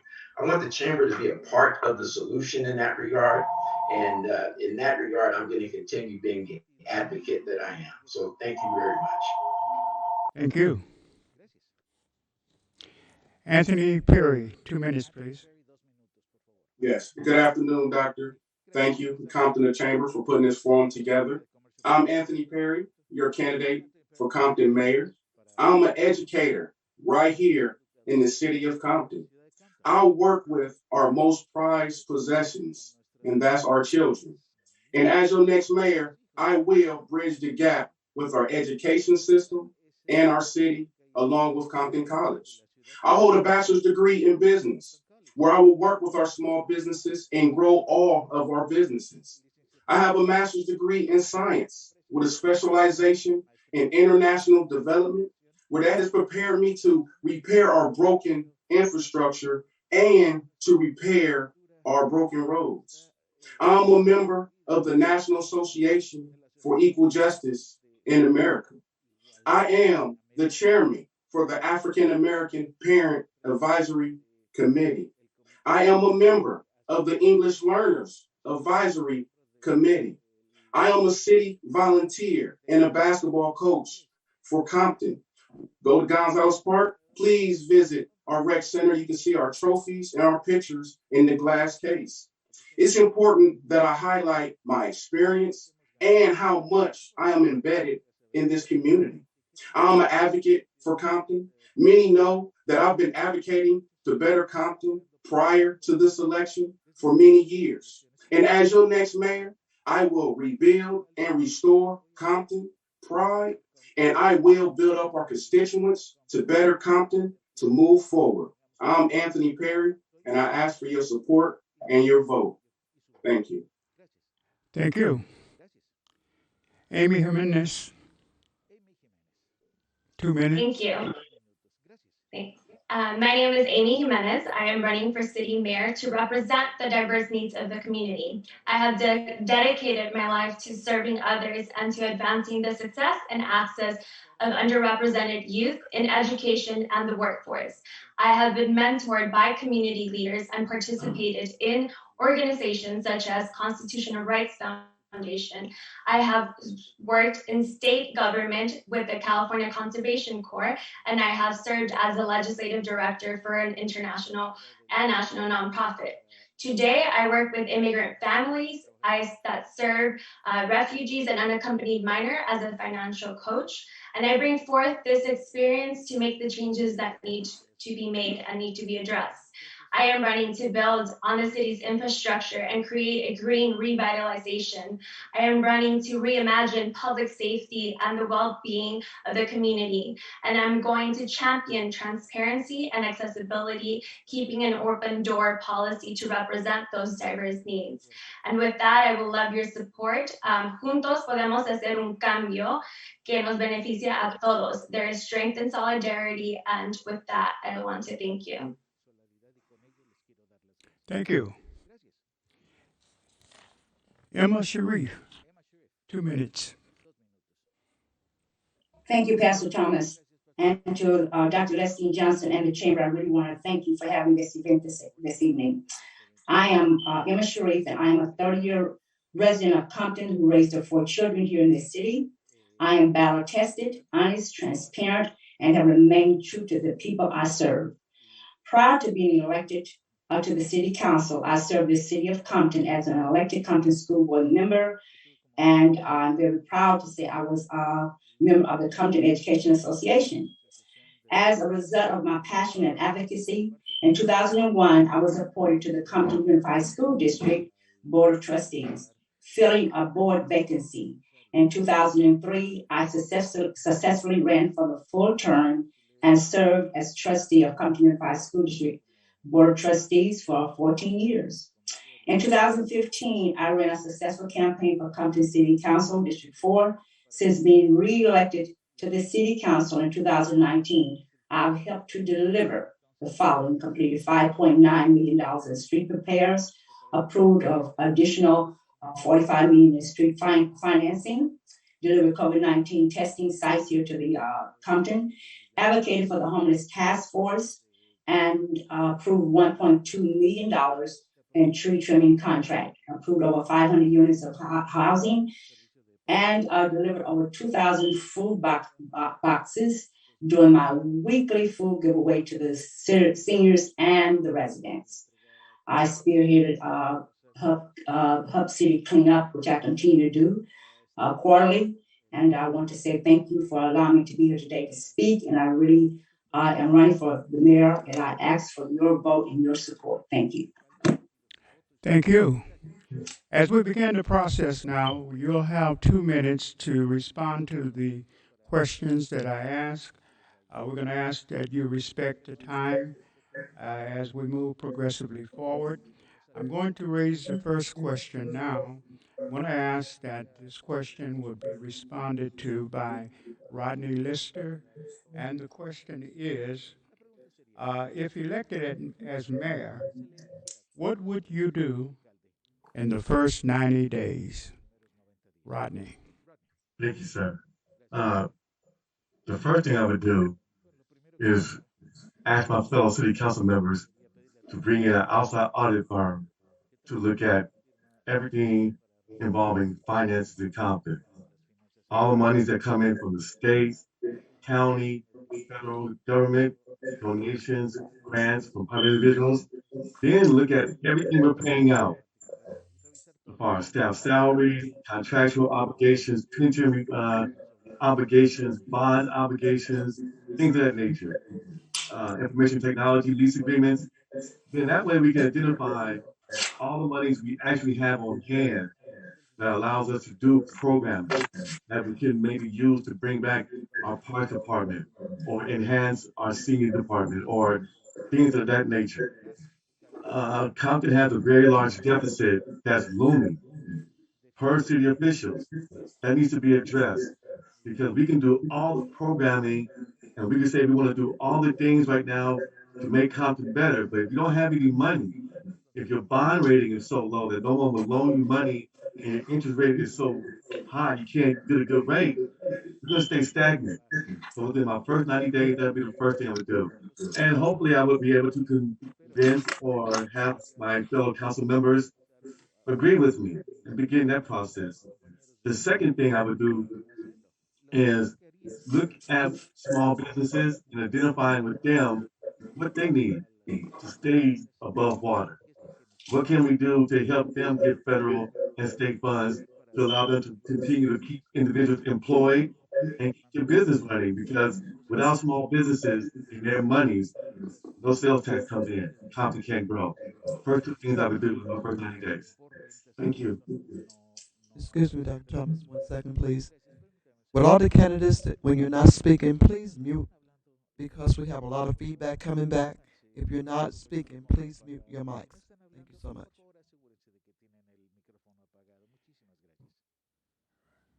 Mr. Lister, did you complete your comments?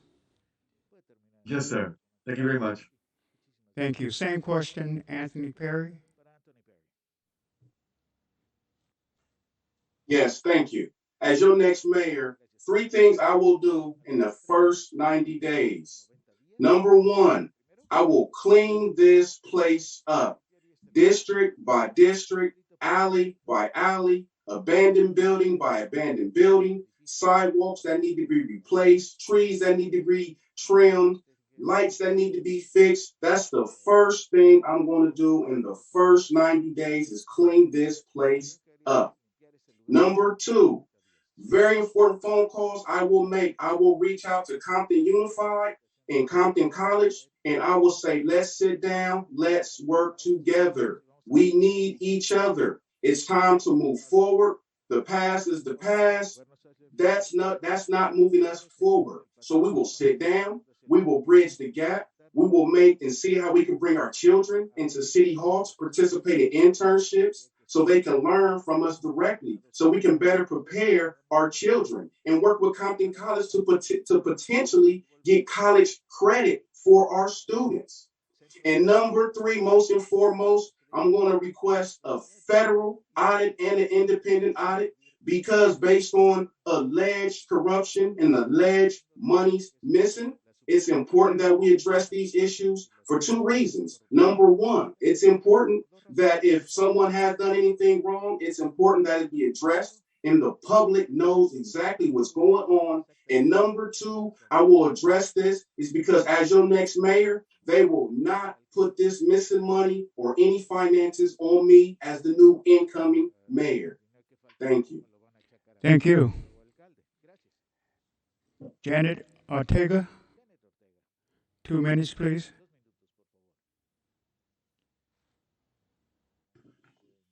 Yes, on my first 90 days, I would first learn Compton inside out, master a plan to put and execute it, and 2,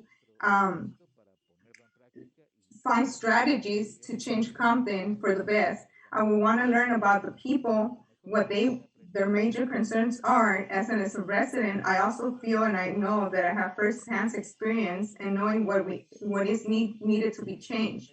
And those are my major focus: beautifying Compton, ending crimes, and better education for Compton. Thank you. Thank you. Amy Jimenez. Yes, thank you. So 3 of the things that I would begin with in the first 90 days is definitely going into the community, whether you're in favor or not, or voting for me. It is important that the community knows the mayor, that the community has FaceTime with the mayor. And so visiting small businesses, elementary schools, primary, high schools, everyone, churches, our nonprofits, having them granting them the opportunity to become acquainted with the mayor. Second, I would look into the processes and procedures, particularly when we talk about small businesses and so forth. And then third of all, I would look into also getting a city audit and looking at what are our fallbacks, what are our strengths, and in order to build on that. Thank you. Christian Wernaga.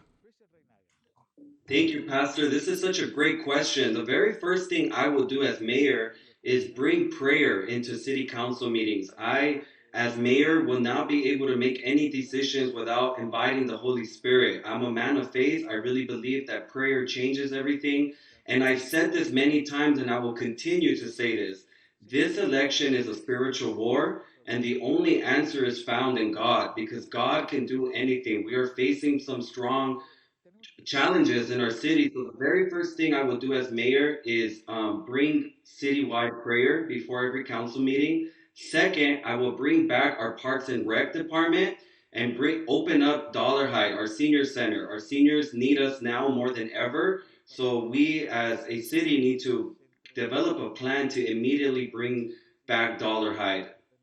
The third thing I will do as mayor is bring back every city commission. As we know, I'm on the community relations commission, and we pretty much got defunded 2 years ago, I would say. So I would definitely bring back all of our commissions immediately. The fourth thing I will do is propose a forensic audit, not just a forensic audit, but independent audits.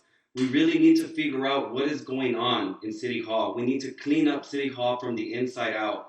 Those are some of the things I will do as mayor in my first 90 days. Thank you. Thank you. 2 minutes, Lamar Willis. Yes, in the first 90 days, we will sit down and see where we're at on schedule with our infrastructure road repair and make sure we generate a list for the citizens to know what day, what time these road repairs are going to be happening because they've been waiting way too long. And as I'm out here, a lot of the citizens are concerned about that. In addition, we will go through every single department and do a check and balance, bringing in an outside professional to help us with a balanced budget issue, because what we're doing is we're in relations with folks that are underserving us and overcharging us, in my opinion. So we have to balance those books and get that in order. Also, our parks and recs can be open according to CDC guidelines, and we do testing every day to get that back open along with the Dollarhide Center. It's been closed for far too long, and we can get that going immediately. Also, I would like to work with the federal and state legislature to make sure that we receive every bit of our COVID money that was promised to our community and our small businesses. Also, I would like to streamline business licenses and permits to get our street vendors legal and in order in a place where they can all vend, maybe a vineyard square where they can conduct their business peacefully. Our city is very progressive. Since the COVID happened, folks jumped in there and was doing things from out of their home and out there on the streets, and we need to address that and make that legal and bring business to our community strong by supporting our citizens here. Also, we must heal our streets, our youth, and our sheriff's department. I would sit down and work with our sheriff's department to create an interactive program where we can receive these illegal guns like they had in the 90s. When you turn in your weapon, no questions asked, but wrap it up with community leaders coming together to call in when they find illegal guns. Thank you. Thank you, Doctor. Thank you so much. Emma Sharif.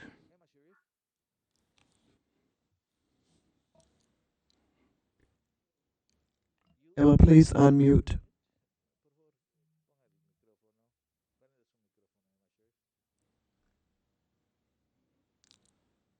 Emma Sharif. Yes, thank you, Pastor Thomas. I have a problem here trying to unmute. The first thing I would do in my first 90 days is that I would have a retreat with the council and the staff.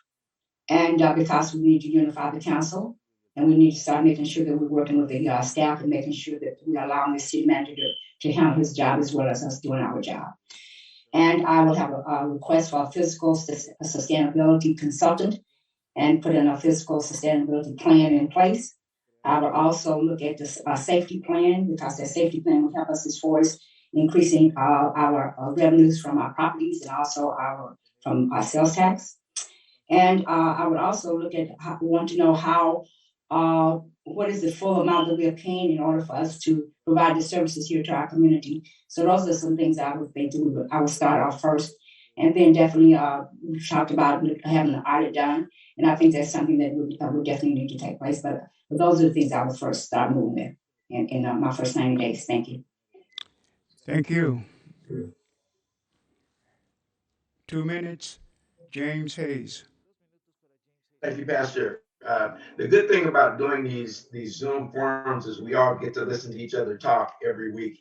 And so for this week, I will say that I agree with everything that Mr. Perry says. That would be part of my agenda. That was excellent.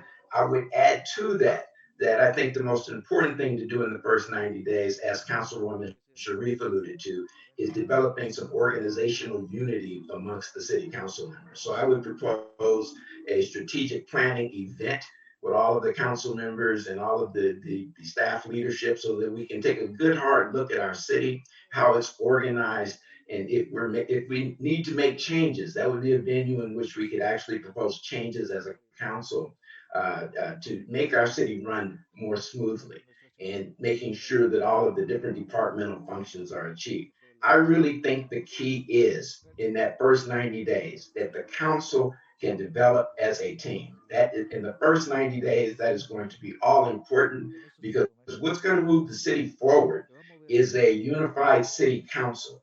We have capital improvement plans. We have funds coming in. Compton has lots of resources.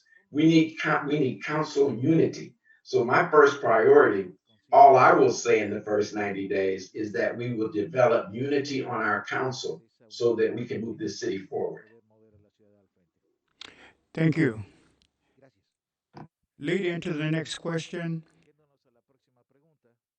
James Hayes, I'd like for you to take it. There are several rumored opinions of the role of mayor.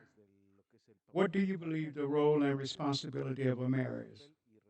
Well, thank you, Pastor. And according to our charter, if you're familiar with the charter clearly delineates the role of the mayor. And I think so we have to go to the charter, and that is my true belief. Now, beyond the charter, I do think that the mayor is given the duty, okay, without it being in the charter, of building that council team. In other words, if we can have leadership that builds a team, we can move forward. So with regards to myself and the role I see myself playing, is that of team builder. And it's that of being a mayor who actually works with council members and will make council members look very good and efficient at what they do. My goal is that everybody on the council is successful.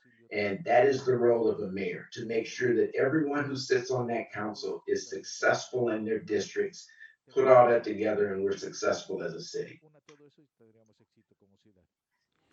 Thank you. Lamar Willis, how would you answer that question? Yes, thank you, Doctor. If we go back to the conception of Compton 1888, all the way up to Mayor Tucker Sr., the mayor of Compton was someone who was already actively business owner or influential to the city. They stood on their own and rose to that position to be of greater service, not in need of any financial support from the city. So we need to get back to that. I know as far as the charter say, the mayor has a vote, supposed to work with the council, and most of all show up to ribbon cutting ceremonies, different events within the city. But right now they need a mayor who's going to be there, which is myself, to bridge that gap between the youth and our elders of the community. Someone who can be the heartbeat of the city for all 4 districts, and someone who's going to stand on truth and honesty and transparency and show no favoritism to no group or interest or district. To heal Compton as a whole is going to take a man that is standing on his own. And out of everyone here, I humbly say, I'm the closest that represents Mayor Tucker Sr., businessman here in Compton, hired folks from Compton, been in Compton my whole life. So I'm here to serve at a very high level for the citizens, for the people. That's the type of mayor we need, and that's the job of a mayor. With our charter, it was designed for a strong individual. Thank you. Thank you. Same question, Janet Ortega. Yes, I believe that a mayor should be a servant, a leader that serves the people of Compton And it has to be someone like me, myself. All my life, I advocate people. I advocate for the rights of people. I serve the people I work with.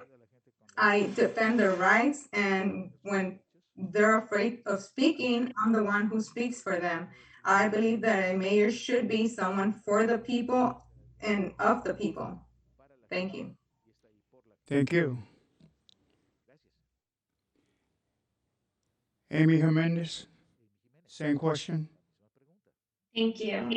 So a mayor's responsibility should be to represent the diverse needs of the community, to vocalize and advocate on behalf of the people, not only within the community, but at the county level, at the state and federal level, to be a team player and to bring about unity, and to set priorities and talk about the issues that are hard to talk about.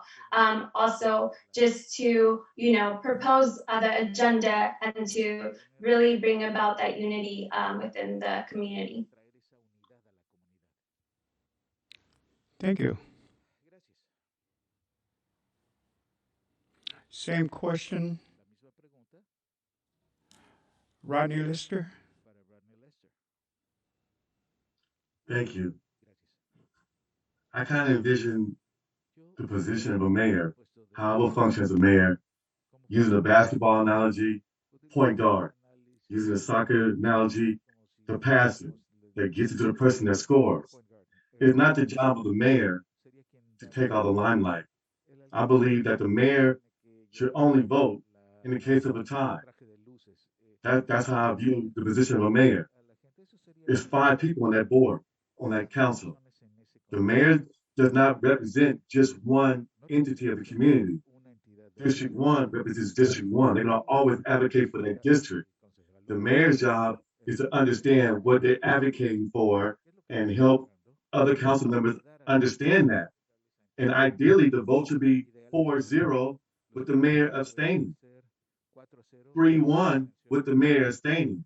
That's how I view the position of the mayor. We all know what the city charter says as far as the mayor has signatory authority, the mayor has certain responsibilities to begin and initiate certain things in conjunction with city council and city clerk. We all know those things.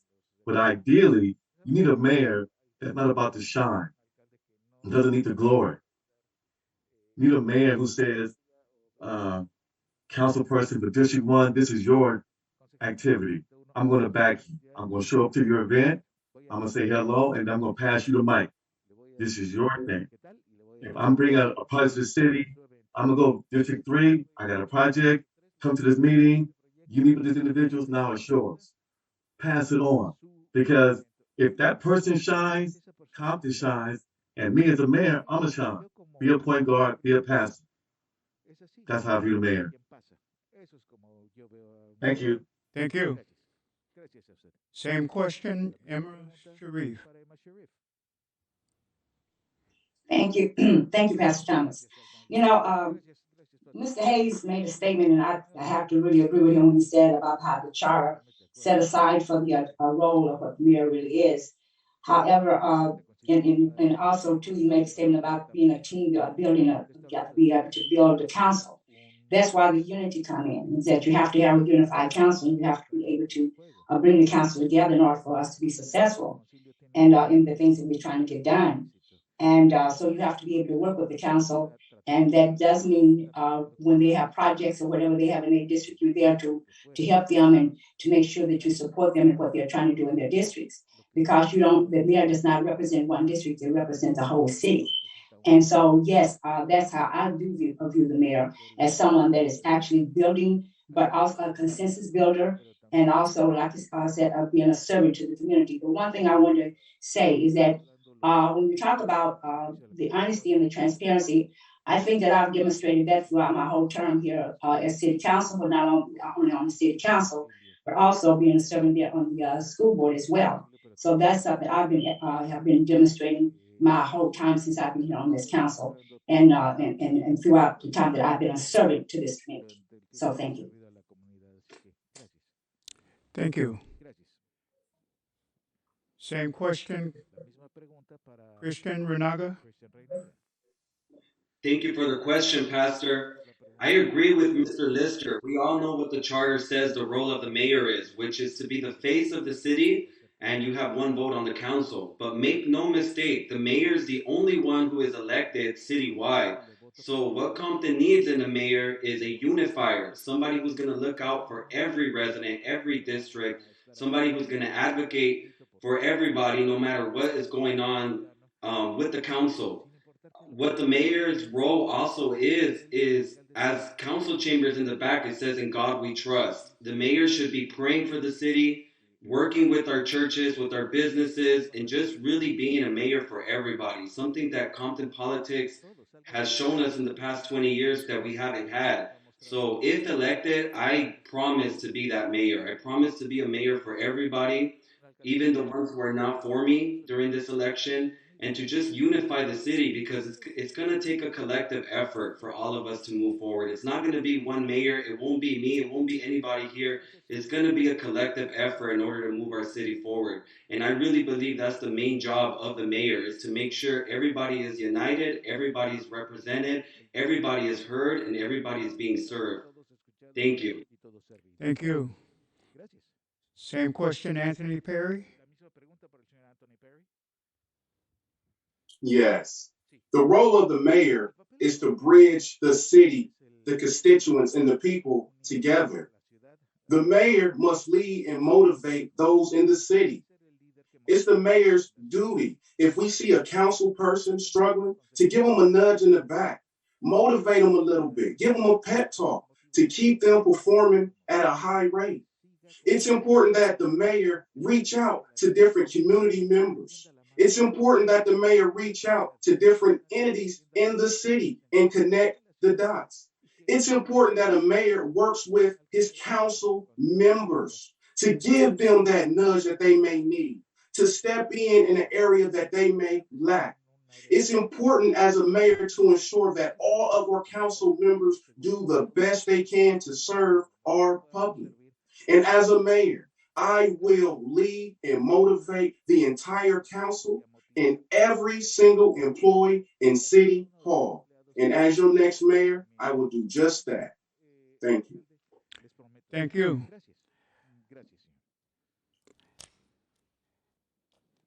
Next question. I'd like you to lead with it, Anthony Perry. The community as a whole and the city council in particular often disagree upon subjects. How would you lead the community and the council to work for the good of all of Compton? Yes, thank you. One important thing that we must do is work together. It's important, day one, when we take a talk, when we have a meeting just with the council, it's important that we leave the past in the past. Because one thing that is for sure, Compton will have a new mayor. And it's important that the new mayor coming in, which I believe it will be me, is that there is no baggage and there is no predetermined motions of any council person. It's important that we discuss that we can agree to disagree at times. Just because we may disagree on one issue, don't mean that we want to disagree on all issues. It's important that we agree that we will always put the constituents first. And it's important that we agree that we can also tell each other, say, hey, you're leading your district an incorrect way. You're leading your constituents to believe you're leaning a certain way. It's important that we move together as a unified team, because as mayor, there is no 2-3-3-2 votes. The mayor is supposed to care about each and every district, 1, 2, 3, and 4. And as your next mayor, I will work with all 4 council people to ensure we work together as a unified fashion. Thank you. Thank you. Janet Ortega, how would you answer that question?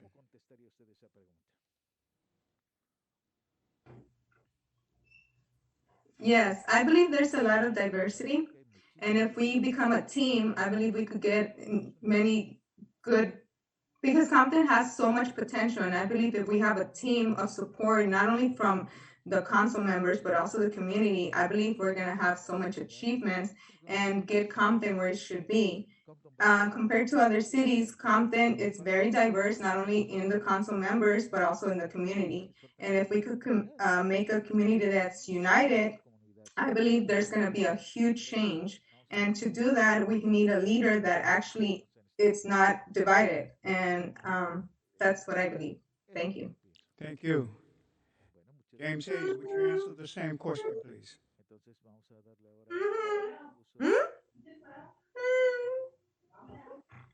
Pastor, did you indicate me? There was some background noise. I'm sorry, I didn't hear you.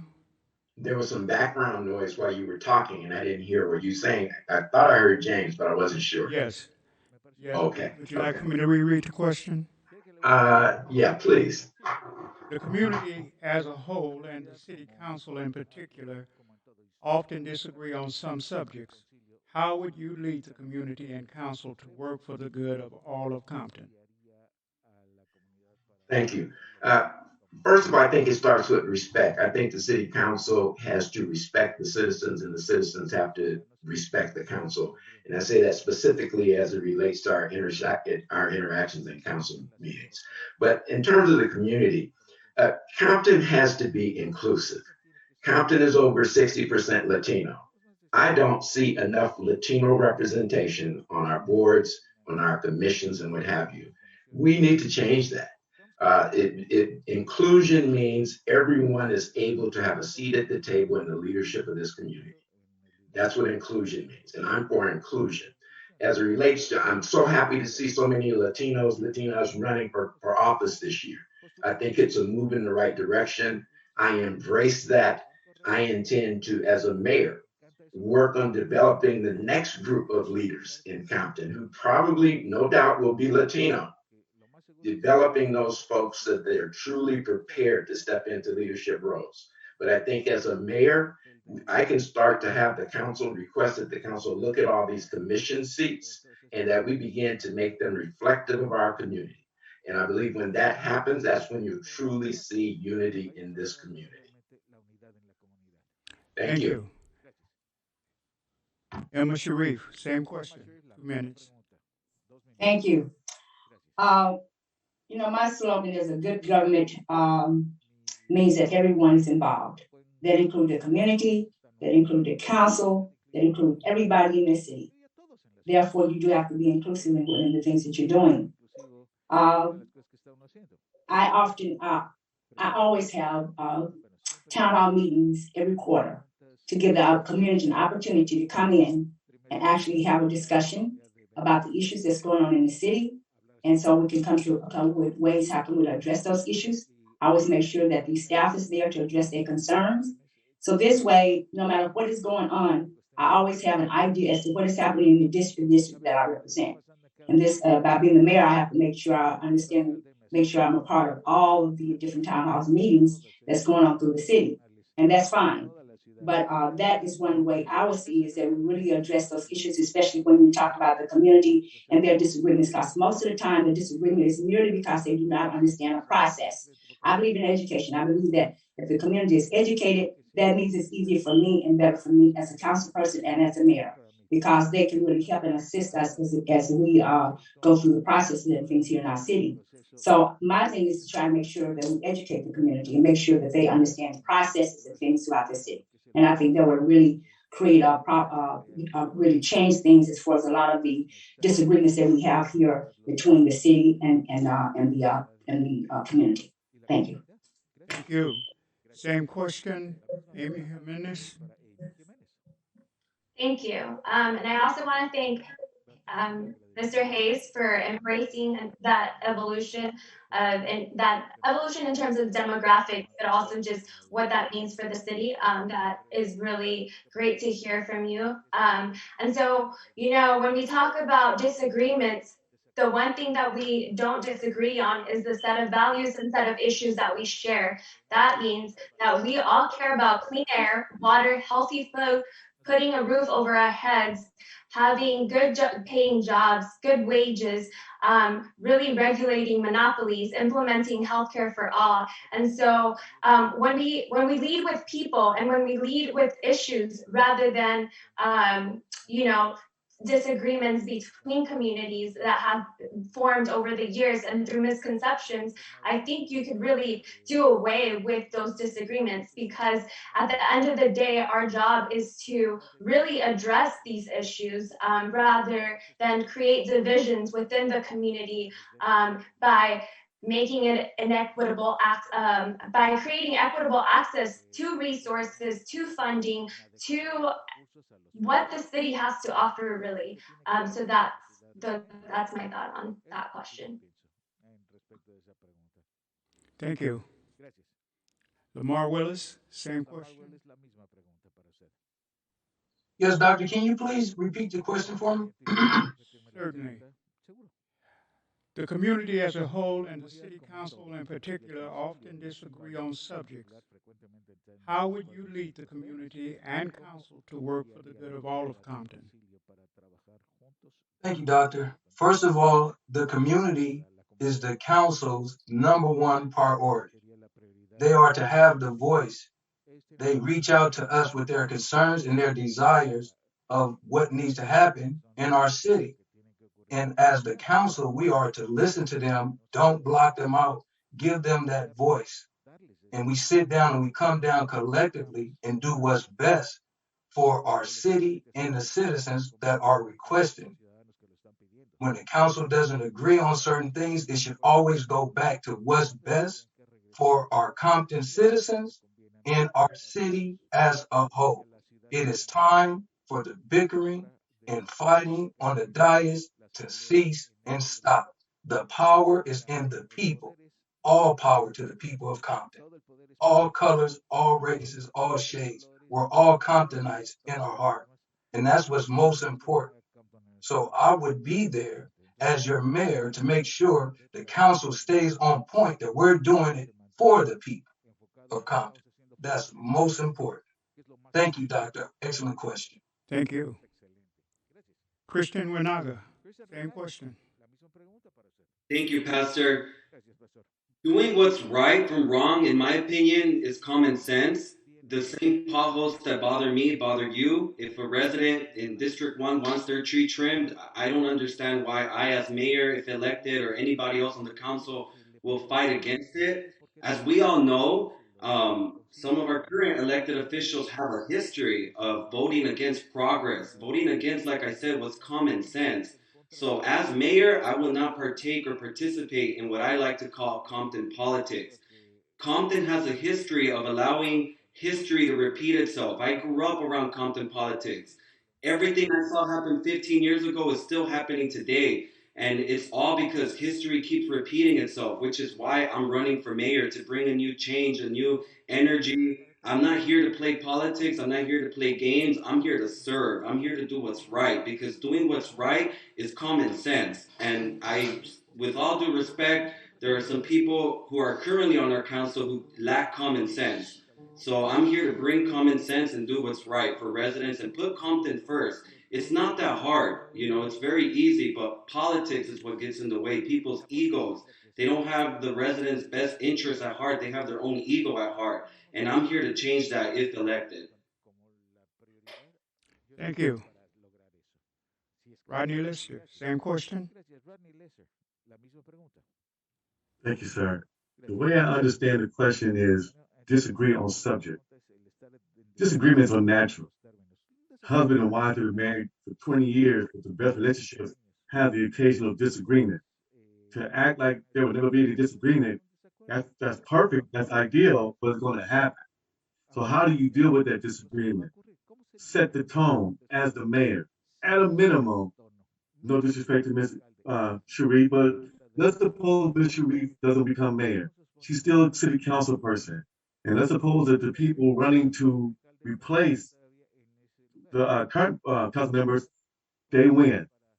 You have a brand new mayor with 40 individuals, and the numbers play out that you have some kind of mix. Someone has to set the tone. Ms. Sharif had mentioned before the idea of of a retreat. I mentioned a couple weeks ago. It's excellent because some of these personality issues are personal. So the reality is you have to work on repairing those interpersonal relationships behind closed doors.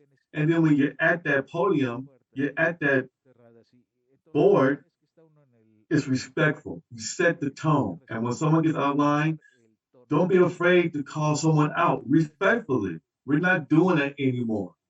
The public doesn't always respect city council because we don't respect each other. Conversely, sometimes, and I've been a person that's gone to city council meetings and had this experience, sometimes the public doesn't feel that the council is listening to them when they're talking on an item. If someone feels that you're being disrespectful to them, it's going to come back to you. So we have to be more attentive to the individuals when they come before us. I am a proponent of, I want respect, but I'm going to give it first. I'm not going to make you earn it. I'm going to give it. That's how I believe on how to handle that conflict. Fixing relationships, being respectful. Thank you. Thank you. Having said as much, I'd like for you to lead on the next question, please, Mr. Lister. What do you see as the biggest issue facing Compton's business community at this time?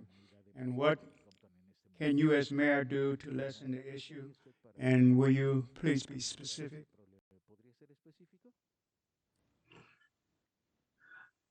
As a resident who shops in Compton, who shops outside of Compton, I'm not a business owner. I can sit here and say that I am. I'm a consumer. I think the biggest issue facing small businesses in Compton is how they look from the outside. The facade of a lot of buildings, the sidewalks, as Mr. Perry mentioned before, the streets that everyone has mentioned before. I think the biggest issue is presentation. One of the things I propose is a joint venture project with the city and small businesses for facade improvement, improving the outside of the facilities, of the buildings. Because when something looks appealing and appeasing, you're more inclined to stop by there. If the sidewalks are nice to walk on, you're more inclined to park your car and go down and check out a couple businesses. I often use the example of Melrose. You drive down Melrose, no two stores look the same. They all look different. What's different is one is painted red, one is painted blue, one has an awning, one has overhead lighting signage. Compton Boulevard is a perfect place where you can park your car, you can walk, and the businesses had the ability to fix the facade and made it look like, oh, I never knew a shoe store was there. Let me stop by there. But they don't always have the money, small businesses. So partnering with the city to offset some of that cost might entice someone to improve the facilities. I think that if you can pull money in, it's going to help the small businesses, going to help the city. Thank you. Thank you. Mr. Hayes, how would you answer that question? Could you repeat it for me one more time, please? Certainly. What do you see as the biggest issue facing Compton's business community at this time? And what can you as mayor do to lessen the issue and be specific? Well, as it relates to the business community or the lack thereof, I would say that the city needs to clean up its act. And when I say clean up its act, we need to make Compton attractive for business development. So as Mr. Perry pointed out earlier, we need to clean this city up. We need to make this city attractive to folks who are looking to start business. Once they get interest in Compton, we need to get our Chamber of Commerce working with the city of Compton to sell these folks on the city. That's how I envision a chamber role. That's why I want the chamber located in City Hall, because we have to begin to market our community, and we have to start with a clean community. We have to start with a true partnership with our Chamber of Commerce that will grow business in the city. We have to get the chamber and other business groups involved at looking at the way businesses are brought in, the way they're permitted and what have you, to make that a smooth process. Lots of folks say they don't want to do business with us because it is so hard to get a license in Compton. We need to make that go away. And I say the way we make that go away is by developing a true, strong relationship with the business community. Compton's had money for facade improvements. Compton's had money to put in the sidewalks and what have you. So we can change the look of Compton. We just have to make a concerted effort to do so. And in this case, I do believe City Hall needs to listen to the business community. Thank you. Thank you. Same question, Ms. Ortega. Hi. Yes, I believe the biggest issue is not, I agree with Mr. Lister, but I also feel like if we change the reputation that Compton has and make Compton a safer community, I believe that's gonna bring more businesses to Compton and help Compton be more attractive with new businesses, new buildings. I feel if we change Compton to beautify it, we will have more businesses in our community. And we will get more businesses, business owners to come to Compton. Thank you. Thank you. Ms. Sharif, will you answer the same question? Thank you again, Pastor Thomas. And I want to make sure I'm just repeating your question. You said the biggest issues facing the business community at this time. And it's the beautification of the city. Definitely, you guys talked about that. But I believe that the biggest issue that they're facing right now have to do with the pandemic that we're facing and the challenges that they are going through, because we're losing a lot of businesses, but not only a lot of businesses, people are they are struggling.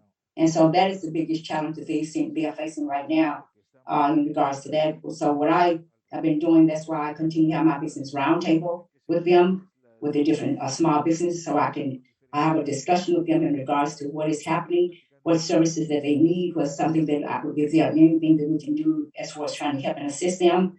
And I brought attorneys in there to work with them for free, making sure that they have get that type of service that they needed. Also having someone from the state level to come in and working with them to make sure that they get things that they need on a state level completed and done. So these are the things that I have done to try to work with them, because right now they all are struggling when it comes to the pandemic. And so I think that's the biggest challenges that they are facing right now and everything. So when you're speaking to them, the beautification that will come from the city, but that's what their challenges are. Thank you. Thank you. Mr. Willis, will you answer the same question, please?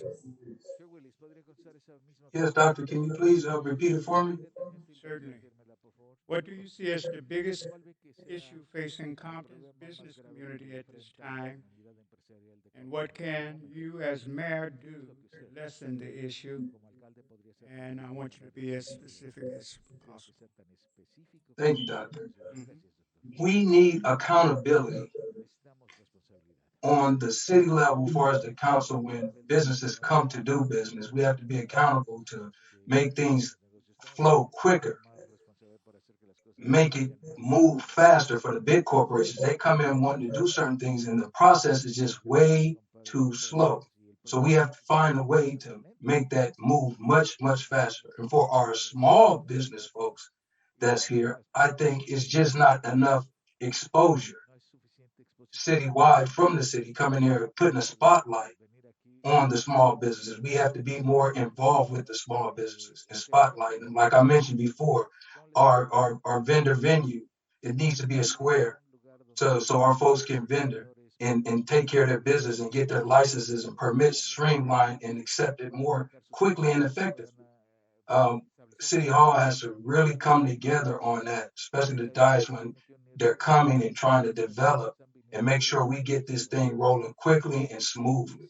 So I think accountability is the biggest thing on the city part, and for our business that's coming in, hold them accountable as well to be able to come in and train folks from Compton to take part in building and serving Compton.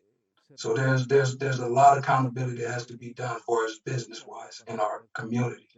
I believe as mayor that will happen under my watch because I'm a passionate advocate for Compton business. I'm a business owner and I've been through it and I built here in Compton and I know the process that it took. So I believe that can make business flow a lot more easier. Thank you, Doctor. Thank you. Mr. Mendes, how would you answer that question? Thank you. So I believe the challenges are threefold. Number one, they're related to the the pandemic that has caused an economic burden, particularly on small businesses. So in order to address that, as has recently been acquired, we need to acquire more state and federal relief funds that are dispersed among all businesses equally. And also, so the second one is the vetting process. We need to omit identifiers that play as roadblocks and focus on the type of business that benefits the city. Those identifiers often are applicants' name, gender, race, and so forth. The county of Los Angeles has moved in that direction, and that gives businesses the opportunity to really gives the city and the county to really focus on what they have to offer, and will they focus on local hire, on offering prevailing wages, on incentivizing the circulation of money within the city. And the third challenge is the process and procedure. We really need to build a technological infrastructure that clearly establishes the procedures, all documents and requirements from the start. And it's not a back and forth process that, goes on for a year out. And so we need to pass ordinances to facilitate the safe operation, particularly during this time, but also make it safer for businesses to operate. I've seen people breaking into businesses, and the owners are the ones that are responsible for those damages. And so we need to really work to make those, and in addition to the beautification and the appearance, we need to make it safer for these businesses to operate. Thank you. Thank you. Mr. Perry, same question. Yes, thank you. Yes, after talking to many small businesses, one common thing that they are saying is lack of support, or no support at all. As your next mayor, I will create a business development department that will work with our small businesses that will come in and perform a SWOT analysis. And a SWOT analysis, for those that not familiar with the term and went to business school, but that's to identify the business's strengths, the weaknesses, the opportunities, and threats. When we come into these small businesses and we go over their books, we go over their staff, we identify how they're training, and we give them the professional advice and where to make changes. We allow them to understand how to hire. We give them advice on how to schedule their employees. We give them advice on how to budget their company. It's very important that we go in strategically and identify their strengths and their weaknesses and work with these small businesses so we can grow our small businesses within, because our small businesses is our backbone of Compton. And as your next mayor, I will provide support for our small businesses. Thank you. Thank you. Mr. Renaga, same question. Thank you, Pastor Thomas. As your next mayor, I plan to make the city of Compton resident and business friendly by streamlining City Hall services with technology upgrades. I believe many services should be accessible online, and the city's priority for growth should be clearly articulated within a strategic plan that enables the private sector to follow the city's lead. We need to leverage our assets and maximize our growth potential. The City Council must commit to a growth strategy and align city departments to operate efficiently and effectively to enact these policy directives. As a real estate agent, I get to work with building and safety all throughout Los Angeles County. And one of the things I'd like to bring with this experience is to make sure that we are on par with our neighboring cities. There's so much work to be done to make our city business friendly. And once the city takes the lead, our businesses will be blessed through these efforts as well. So there's a lot of room for improvement. A lot of the candidates here shared some great ideas that I agree with as well. Thank you. Thank you. Next question. Mr. Willis.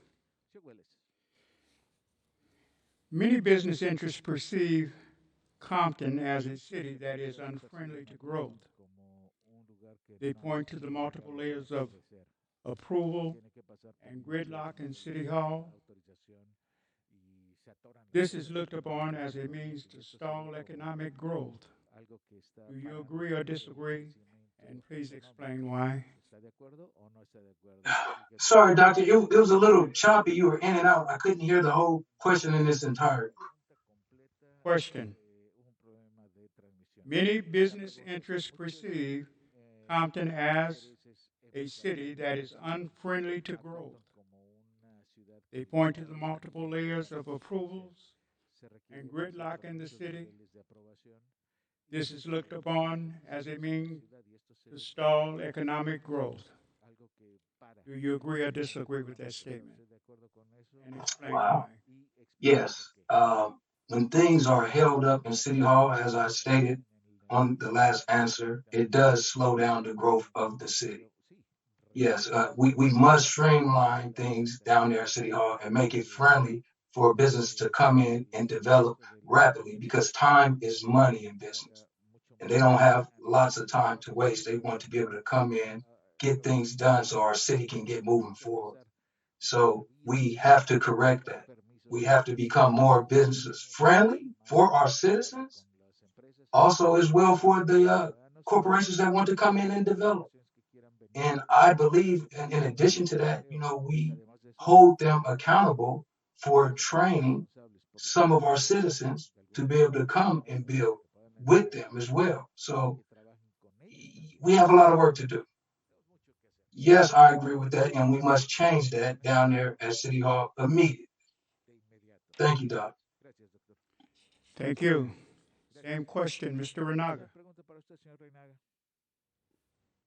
As a real estate agent and a small business owner, also raised by family who has small businesses here in the city of Compton, I recognize the needs that our small businesses have. I do agree with the statement, unfortunately, and that's why I'm running for mayor because we need a change and we need somebody who understands these needs firsthand. I'll share a quick story. My mother used to own a beauty salon on Long Beach Boulevard in front of Bank of the West. And she had to close it down in the early 2000s because the inspectors were harassing her. There's a lot of corruption going on in our building and safety and with our inspectors. City Hall, for example, they're closed on Fridays. In my opinion, we should open up on Fridays because it makes it easier for businesses and residents to get to City Hall. Just to make a long story short, I know the problems firsthand. As somebody who was raised by small business owners and a small business owner myself, we have so much room for improvement. It's really unfortunate how behind we are as a city. And that is going to be one of my priorities as mayors is to really fix all of these issues and listen to our small businesses. They know the struggles. All you have to do is go ask them and they'll tell you. I'll share another example. Right by my house, Looks and Glam, there's a store there. They've been complaining along with myself about a street light that the city has not been able to provide. I've been complaining to it with all due respect to my councilwoman, Emma Sharif, for over 2 years. And I'm saying this because she is my councilwoman. I live in her district and all we get is neglect. So there's a lot of things the city can do to make things simpler. We don't have lights. We don't have trees being trimmed in front of our businesses. There's so much that the city is lacking. So as mayor, I will lead the efforts to get these things done because our businesses complain for so many years. I know more other stories of businesses who complain for years and years and all they get is neglect. So Thank there you. is a lot of room for improvement. Thank you. Same question, Mr. Lister. I'm sorry, I say that with all due respect. Beg your pardon? I just wanted to let my councilwoman, Emma Sharif, that I say that with all due respect. I don't mean disrespect, but she is my councilwoman and it's the truth. I'm not saying anything that's not truth.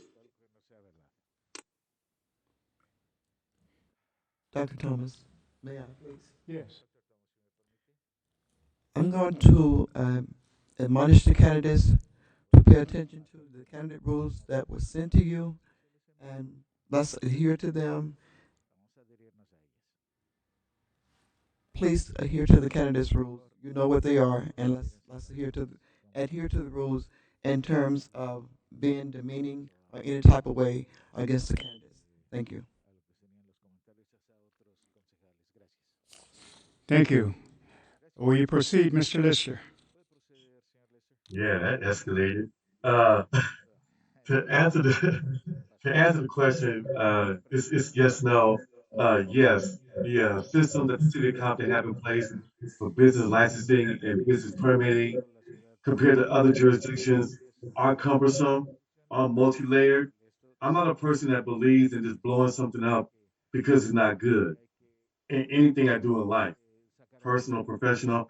I always want to find out why something is because there's a history, even a bad system has a history that got approved by prior people. So when you come through, it's one thing to change the system, but a lot of times you have staff members that go against you because they're so used to doing it a certain way. So you're going to have to identify, working with the business community, why do you say the system's not working? Working with staff saying, do you feel it's working? And if not, why not? If so, why so? And then come together with your peers on council and that department director and head and say, we got to come up with a better system. Looking at other jurisdictions saying, well, why do they do that here and we don't do this here? Or why do we do this here? They don't do it over there. And then develop a better system. Any system in any form of government, every few years or so, has to always be reviewed because times are always changing. A candidate on the forum mentioned technology usage with the city. I'm a very high tech guy. I'm a techie guy. When the ability to use technology to improve a system, streamline a system is there, we should utilize it. But there are certain things you got to come inside for. You got to come inside and bring your plans. You got to come inside and interact with staff to get approved. Streamlining the system is important. That's the problem. But ideally, I would like to go ahead and work with the stakeholders and with staff to identify what the disconnect is.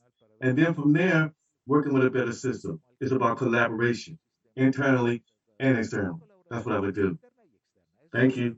Thank you. Ms. Ortega, same question?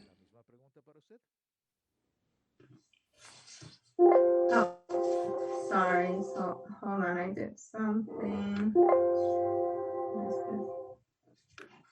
Hmm, 1 second, I don't see you. Okay, here you. Yes, I definitely agree. Me, myself, as a business owner, if the process is long, I tend to take my business somewhere else. And this is why I'm running for mayor to change that. I also try to open an additional building at my parents' home. And because it was so hard, I lost about $9,000 in the process, and I had to shut down that building project. So I believe if we make things easier, not only for the community, but for business owners and for new business, I believe we're gonna make a big difference in helping not just like people like me, residents, and also business owners. Thank you. Thank you. Mr. James Hayes, same question. Thank you, Pastor. I want to address the fact that I do believe that that department is understaffed. Let's accept that first. There's a high level of work that needs to be done, a high backlog of work that needs to be done, and they're not staffed properly. Now, that goes to the importance of doing some strategic planning, as we talked about earlier, to look at all of our departments, look at the staffing levels, look at what they're responsible for, and make adjustments. If there are not enough people in that department that's responsible for getting these building permits and these business licenses processed, we're going to find the situation as it is now. Okay, we're understaffed, so we're not getting the work done. So let's look at budget. Let's look at the departments. Let's look at budget, and let's make the adjustments that we need to make in order to make the city truly business friendly. Now, the city does reach out to business and promote that business friendly environment and atmosphere. But if you aren't properly staffed, you're not going to hit the goals that have been established for getting business licenses and permits through. So we have to address it in that regard. Additionally, again, I go to developing the kind of relationship with our Chamber of Commerce so that the Chamber is aware at all times when a business is having difficulty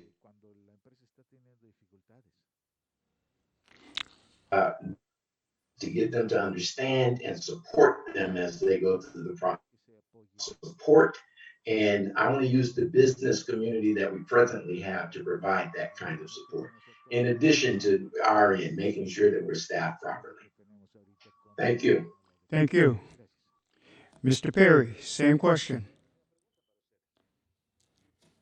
Yes, thank you.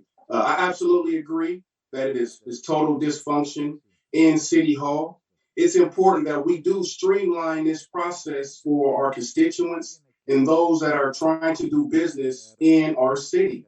As mayor, it's important that I would go in and understand and allow other City Hall employees to understand how other departments work and how it's important that each department may have to piggyback off each other.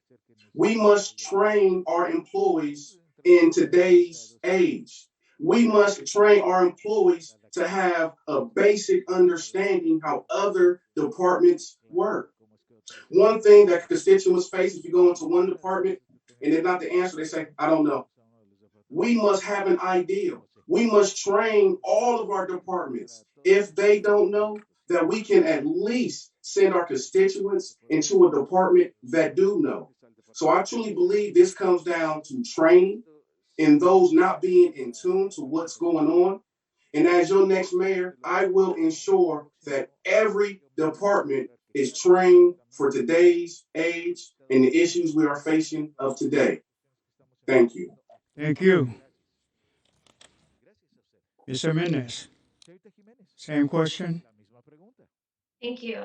Yes, I do agree with this statement, and this is based on conversations I have had with business owners. In fact, they have come to me with problems, and so that is due to the fact that they are not able to identify staff that can help them with these issues. So to Mr. Hayes' point, yes, the department is understaffed and the technological infrastructure isn't there. So we must work to build both that to staff and build that technological infrastructure. I also want to, we also have to encourage small businesses. When I talk to them, they are discouraged from even starting a second business here in Compton and are contemplating leaving. So it seems like we're pushing those businesses away.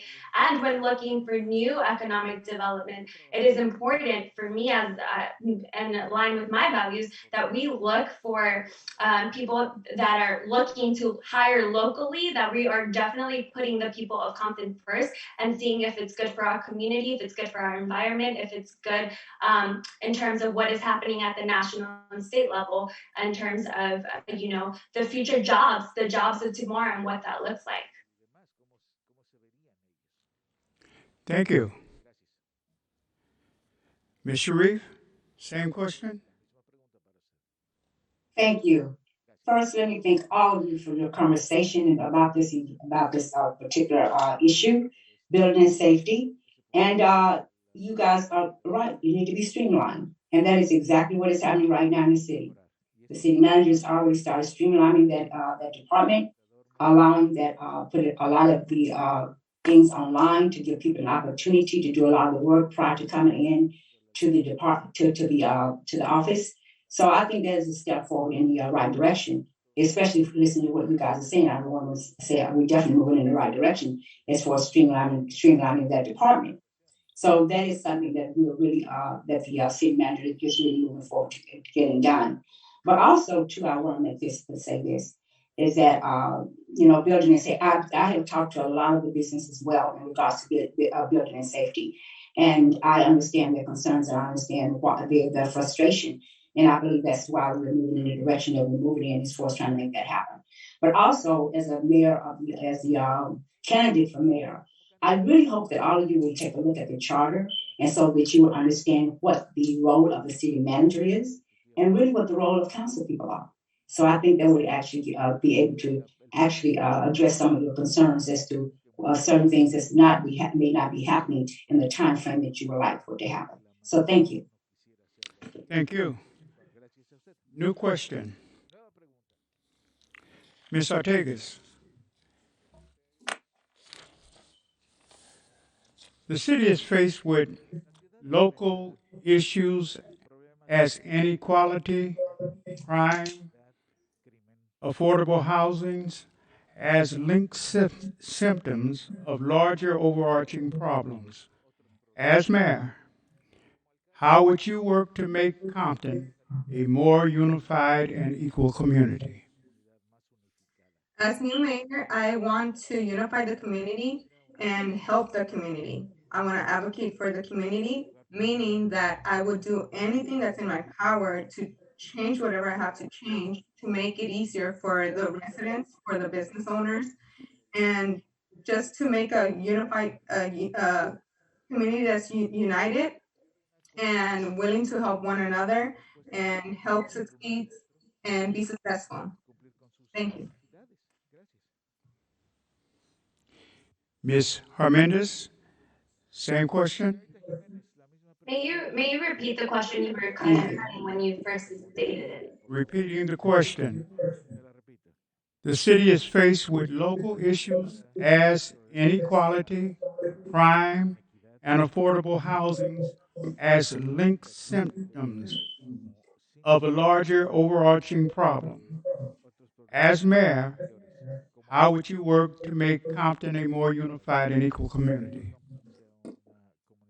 So I've always talked about intersectionality and really the divestment of the community throughout the years, and that really calls for not only as a mayor to establish the relationship within the community and to build that trust, but to work with our representatives, to work with LA County Board of Supervisors, to work with our assembly members, our Senate representative, and our Congresswoman representative to bring the resources to tackle these issues and to bring about that unity, but not only to address the issues that we encounter today, such as housing insecurity and food insecurity, but thinking ahead of how are we going to build our youth, the next generation of people in Compton. How are we going to keep our residents in Compton and away from moving out?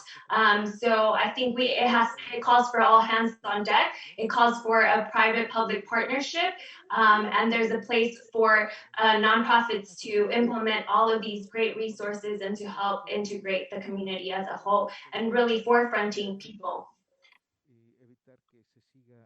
Thank you. Ms. Sharif, how would you answer the same question? Pastor Thomas, could you please repeat that question? The city is faced with local issues as inequality, crime, and affordable housing as linked symptoms of larger overarching problems. As mayor, how would you work to make Compton a more unified and equal community? The different inequalities in the city, such as housing and crime. Well, I believe what I would start doing first is start trying to build, when it comes down to crime, building a much stronger relationship there with the sheriff department and addressing issues in that perspective. And the inequality is housing is trying to making sure that you're dealing with the economic development piece. When you are dealing with your the developers coming into the city, taking a look at the different type of housing that they're bringing in, addressing the issue of the low income and the moderate housing through that perspective and addressing that issue with them through that in those regards. And trying to make sure that the housing, because you need to have several different types of housing coming in. You're looking at low income, you're looking at moderate, and you have to make sure that the type of housing that you're coming in, that's bringing in, is something that's going to be beneficial to your community, and it's not going to be making sure that you're addressing inequalities in those regards. You can request when the housing coming in, you can request so many pieces to be set aside for low income. You can address it in a matter of the moderate housing. But I think that would help as far as the inequality piece there by addressing this to the developers when they're coming into the city. And so those are two things that I would address, is that dealing with the sheriff department, working with them closely in regards to the crime, and not only that, trying to have meetings with the community in regards to the crime that's here in the city, and also the addressing the issue of the housing inequalities through the economic development piece. Thank you. Mr. Willis, how will you answer that question? Yes, doctor, thank you. What we're dealing with that question, that is a global issue that's going on across the globe. The good thing is here in Compton, we have our charter that makes us sovereign. We can stand on that. We must unify by offering services to all our citizens. Our Latinx brothers and sisters need things to be translated into Spanish so they can understand what's going on. As mayor, we will get down into the community, come together, one issue at a time. Number one is safety, that public safety, our youth. We have regressed 30 years because of the pandemic in 1 year. Our youth are running around in the streets, automatic weapons, guns, drugs, lawlessness is going on. It's like 1980 again. I remember it as a kid. I'm walking the neighborhoods. We must get with our sheriff's department and get an interactive system together where we can work with them to save our youth, confiscate these weapons, get them in vocational training, to build equal housing. We need to build our own housing through vocational training. And yes, we can set aside some for the low income as well, because we do have a great number of low income here. But also for the working class, there's a good number of working classes here as well. So we must tackle that most urgently. And it can be done if we really get down in the community and work together as our charter is designed for it to happen. I am excited about what Compton has for the future. We have a beautiful senior population that's aging out, and they must age out in grace. We must develop for them to be able to age out in grace so they can sell or rent out their current homes to the youth that's coming up. We have a great opportunity here in Compton, and I hope and pray to my Latinx brothers and sisters, we need peace. In the 70s and 80s, the Black culture cultivated the Latino community, and it has to be the same way. Thank you, sir. So these issues are very simple. Renaga, how would you answer that same question? Pastor Thomas, can you please repeat the question? Repeating the question. The city is faced with local issues of inequality, crime, and affordable housing as linked symptoms of larger overarching problems. As mayor, how would you work to make Compton a more unified and equal community? Thank you. The question states a few of many of our problems in the city. I strongly believe that only through us unifying as one city, we are one city under one God.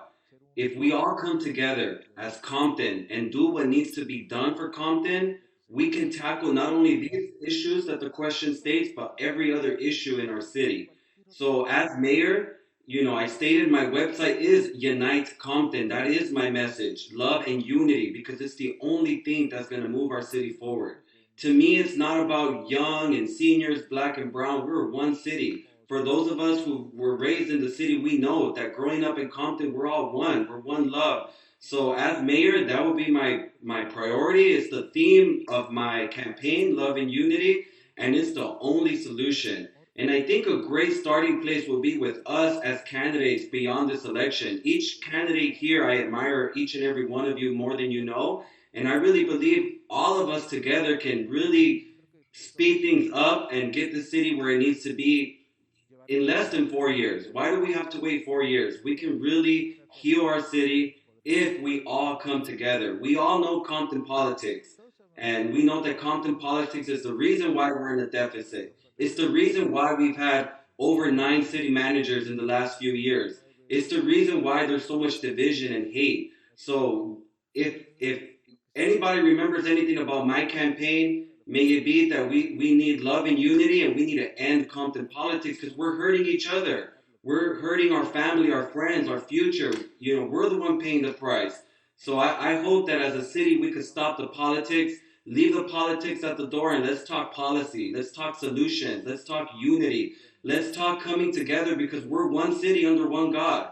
We are one. And I just love you all. I really do. I love you all. And I hope that beyond this election, we all will come together to heal our city because we Thank you. desperately need it. Thank you, sir. Mr. Rodney Lister, same question. Thank you, sir. When I hear the word inequality and how it's impacted the city, I'm sorry to those individuals, my opponents, who might feel it's a racial thing. I've never had a problem in Compton because I was Black. My brother-in-law is Mexican. My godmother is Mexican. My neighbors, my street, the best street in Compton, in my opinion, 156th Street between Wilmington and Central, is a mixed street. And to the best of my knowledge, I can't recall anything racial as far as inequality. Now, when I hear inequality, I'm thinking on the have and the have-nots. We do have an economic divide in Compton, and that needs to be addressed. We do have individuals that are barely getting by in one household, and their neighbors doing just fine. Economic opportunities. Mr. Hayes said this a couple of weeks ago. We need to bring jobs into the city of Compton that pay a living wage, that allows people and families to get on the same page as their neighbors. That's important. So when I hear inequality, I'm thinking employment opportunities for people of Compton and Compton residents to get those jobs and be on equal footing. So I might be off the base, but I'm sorry to those individuals that see it as a racial thing. I don't. And I walk the streets of Compton. I have yet to get pressed. So crime is an issue that needs to be addressed in partnership with law enforcement agency and our neighborhood block clubs and individuals like that, stakeholders who carry weight that can help us work with those individuals on youth. And housing is a definite issue. I'm running out of time, but housing for individuals that grew up in Compton who want to stay in Compton. We need to do more developments, more mixed use, multi-level type of developments. We have it in Compton. We have prime locations. Thank you. Thank you. Same question, Mr. Hayes. Pastor, don't read the question again. I'd like to say that I would echo the comments of everyone on today, and I think all of us have been on point with this to this point. And I would just add that to me, being pragmatic about it, what unity is going to mean as we begin to reshape our community and redevelopment. It means that we're going to finally develop an outstanding relationship with our school district. It means that we're finally going to develop an outstanding relationship with our college. It means that we're going to develop a relationship with our state university, because we are part of a university town. We have to develop those relationships, and those relationships can impact not only the economic development and growth of Compton, but additionally, it can impact law enforcement. It can impact youth development. The impacts are great if we can get to the point where we can have these positive relationships with our peers in government. And not even to mention, someone mentioned earlier, getting with the County of Los Angeles and the state of California to make sure that they are held accountable for bringing the resources. All those taxes that we pay that go to the county and go to the state, we want our money back, okay? Homelessness is a big problem. Well, the state of California has given billions, established billions in its budget to deal with homelessness. How much of that do we get, okay, if any? The County of Los Angeles, $1 billion to address homelessness. What are we getting from that? So I think it's time that we look at real unity here in Compton, and don't just think about, as a government, think about the other government entities and getting together and making this city more effective, efficient, and a great place to live. Thank you. Thank you. Same question, Mr. Perry. Yes. Many of these problems come from lack of jobs and lack of income. I have a plan to solve both of them. There was a question earlier about what we're doing our first 90 days. Well, I have a plan to address these issues in the first 18 months by providing job training for those of all constituents and our second chance constituents, better known as some of our felons. And also by creating a constituents investor group where I got plans to build 2 low-income housing, a new housing complex, and a small business center. This constituent investment group is going to be made by us, the constituents, the everyday person, without having to raise any taxes. Now, it may be tough for one of us to put together $15 million in total for these 3 projects, but if we got 300 to 400 constituents together, united, they could fund these projects.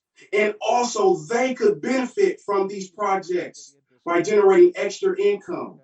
And those constituents and second chance constituents that we provided job training for, they will help build these projects.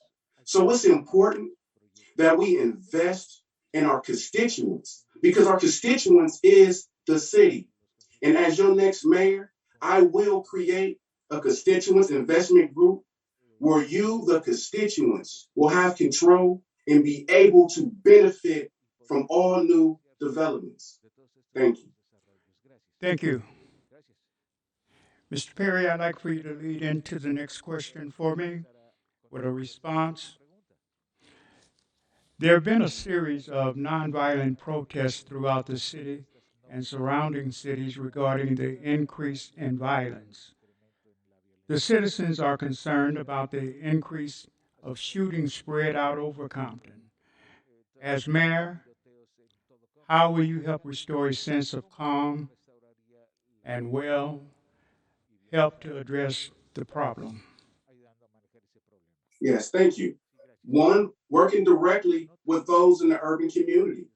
One thing that I've been talking to some of those, I like to call them second chance constituents, better known as the gang members and those that seeking a way out, is providing them jobs. This goes back to the question we just asked just before this, is providing jobs for our second chance constituents.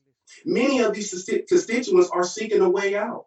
I was talking to a gentleman just a couple weeks ago, and he told me straight to my face, if I don't get no money, if I don't get a job, I'm going to rob you. So it's important that we address these issues with our community. I've personally led non-violent, non-destructive protests. And it's important that we encourage our young community, we encourage the gang community, that we care about them. A lot of these gentlemen are just seeking a little bit of love and attention. It's very important that I show them. I've received so much love because they say no one ever comes and talks to us. I've had people tell me, don't waste your time talking to them because they don't vote. And as your next mayor, I will love all of our constituents, whether you vote or not. And I spend a lot of time with our second chance constituents so they won't rob us. Some of these gentlemen in the streets are starving. They are looking for funds. They're giving up easy. And all they know is a life of crime. But many of them are truly trying. And as your next mayor, I will work with all constituents, those that are law-abiding constituents, and I will work with those that are seeking a way out. Thank you. Thank you. Ms. Sharif, will you answer the same question, please? Thank you, Pastor Thomas. In order for us to address this issue dealing with the shootings throughout this community, it's going to take just more than one person, or in order for us, or one group of people. It's going to take all of us in order for us to address this issue. That include the faith-based organizations, that include the city council people, that include all the residents as well. Because and also we need to be looking at someone that can actually talk to these young people so that we can hopefully have a truce put in here in the city of Compton. But in order to do that, you really need the residents and you need the faith-based organizations as well as the council people all on the same. And that include the school board, the college board, Cal State, everybody. All of us need to be at the table to address this issue, talk about this issue, and making sure that we can, building us a much stronger relationship here with the sheriff department, so that we can also, because you want to make sure that you're saving lives in the process. It's not like we want our young people to be killed out here. That's not why you bring the police in. But you bring the police in because they do have different programs and everything. By way we may be able to divert some of our young people in those programs. But this is that's a discussion that I see. It should have been taken. We should have been doing this conversation a long time ago. It's been way too long. And so I think that, like I said, we really need everybody involved. We need everybody at the table, everybody having this discussion, everybody talking about it, because we have to remember that the young people that's out here, the parents and their parents are part of this, that's in someone's home. And we need to make sure those people are at the table as we have this discussion moving forward. Thank you so much. Mr. Lister, will you answer the same question?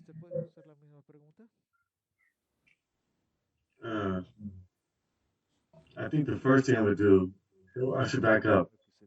We all know that for the time the pandemic hit and the first shutdown came a year ago, crime started going up. First, it was domestic violence, child abuse, auto thefts, robberies. Then murders went up, crime opportunities, and people aren't working, and they weren't working. People being in too close of a contact with each other too long. Crime spikes, and it's continued to spike. Now, ideally, I like to think that when the economy open backs up, crime might drop. But instead of waiting for that to happen, I think what I would do as a mayor is heavy intervention. A lot of us know who the leaders are, who the heads are of various neighborhoods, organizations. We all know when two sides, two streets are beefing with each other. Law enforcement knows it. The area residents know it. And I'm an old school person. I believe in finding out who's in charge to a certain level and doing a sit down. Find out what's going on. Working with law enforcement and targeted policing. We hate that. We hate to increase law enforcement in the area, but you're stuck. How to protect the residents while not being heavy-handed with law enforcement. So I believe intervention, having staff, that's their job, to work with individuals at the street level, as Mr. Perry mentioned, one-on-one, personally, to find what's going on. And if you're able to head off and resolve altercation and beefs and things of that nature before it happens, the community becomes safe, conflict goes down. And that's just my approach to it. I think the city has the resources. We definitely got the staff. Thank you, sir. Thank you, sir. Ms. Mendez, same question, please. Thank you.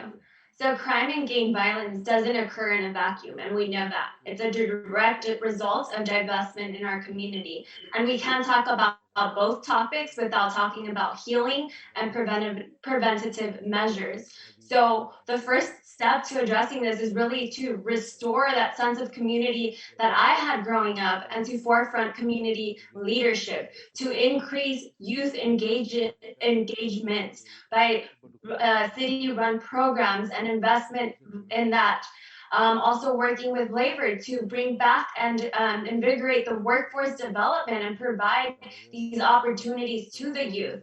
I also think we can play a bigger role in facilitating the job acquisition by creating a portal that's accessible to people.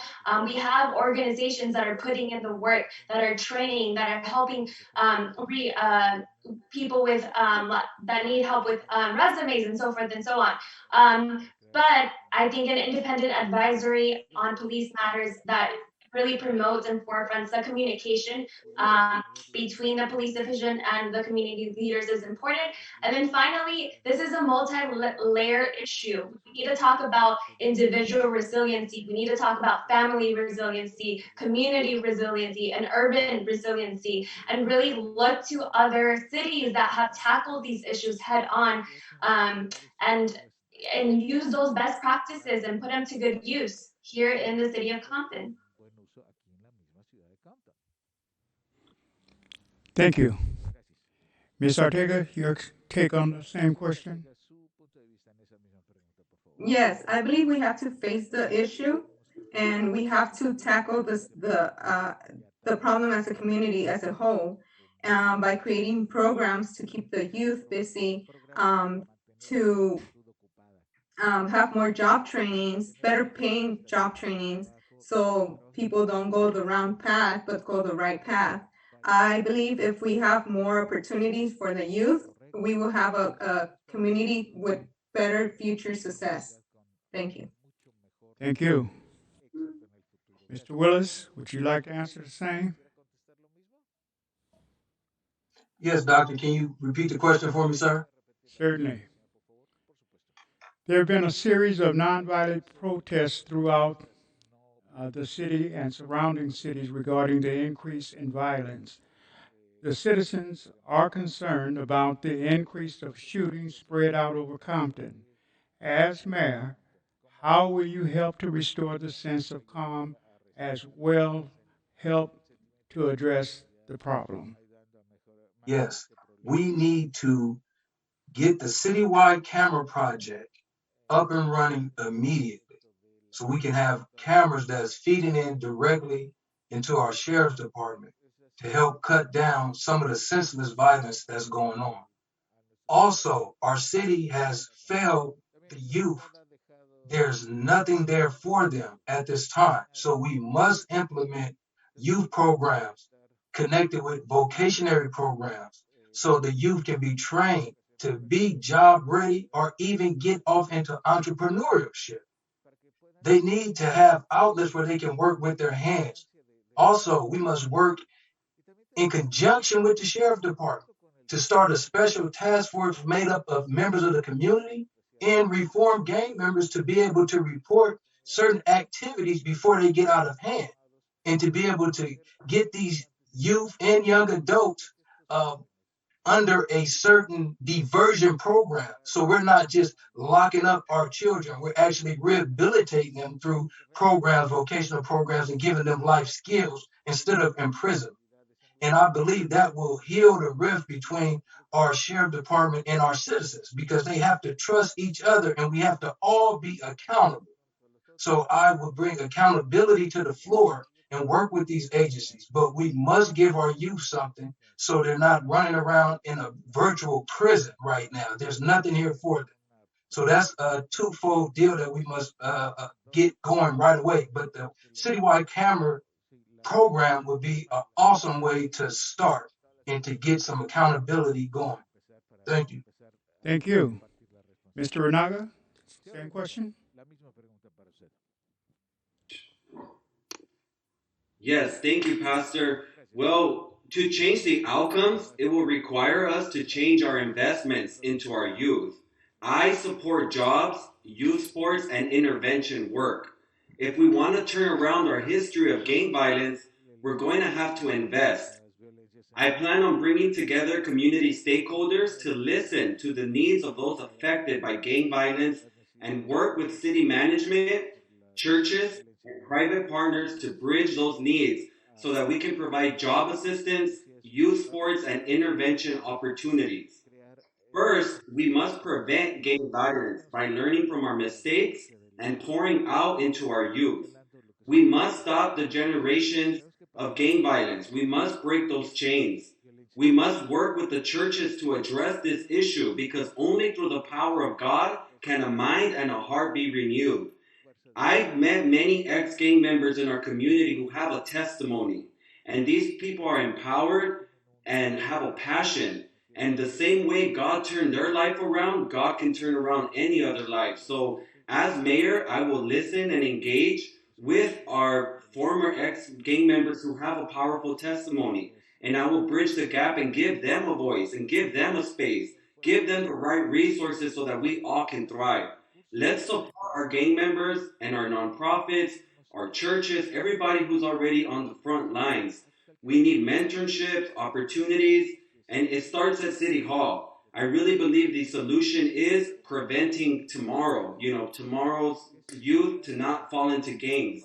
And it starts with City Hall. So that's my commitment as mayor, is to work with preventing, work with our experts, and get it done, because it needs to be done, and we need to stop these chains of gang violence in our city.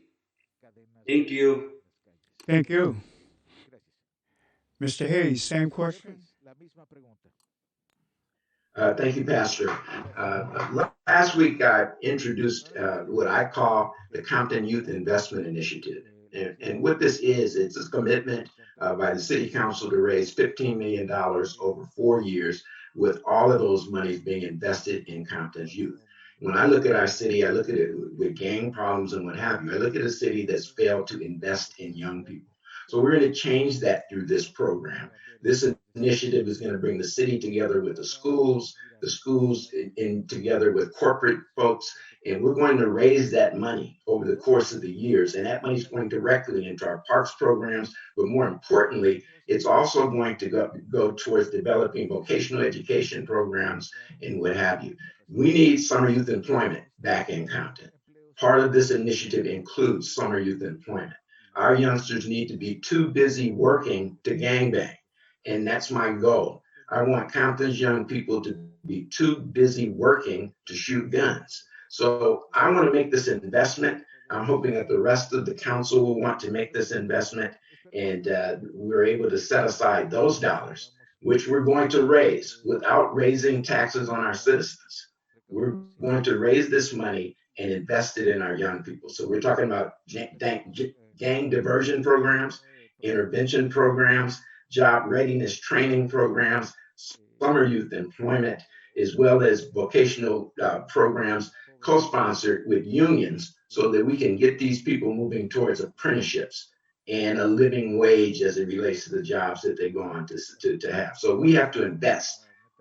Youth Investment Initiative, $15 million.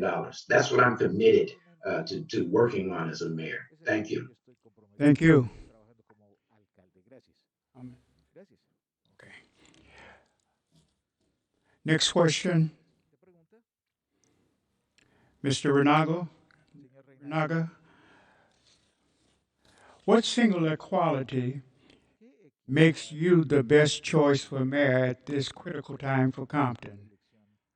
How will that quality make a difference? Great question, Pastor Thomas. Thank you. I look, I'm not a perfect candidate. I'm not a perfect person, but I do have a heart for God. I love God and I love people. And I believe that is my best quality, and that's the best thing to look for in a mayor. Because I'm truly running for mayor because I truly love every Compton resident.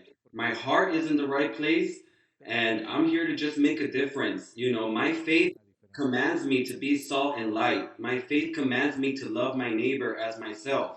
Being raised in the city of Compton, all the issues that I grew up with are still here, most of them. And that is why I'm running, because I want to break the chains of neglect. I want to break the chains of hurt in our city. I don't want my future kids to be raised in the Compton that I was raised in.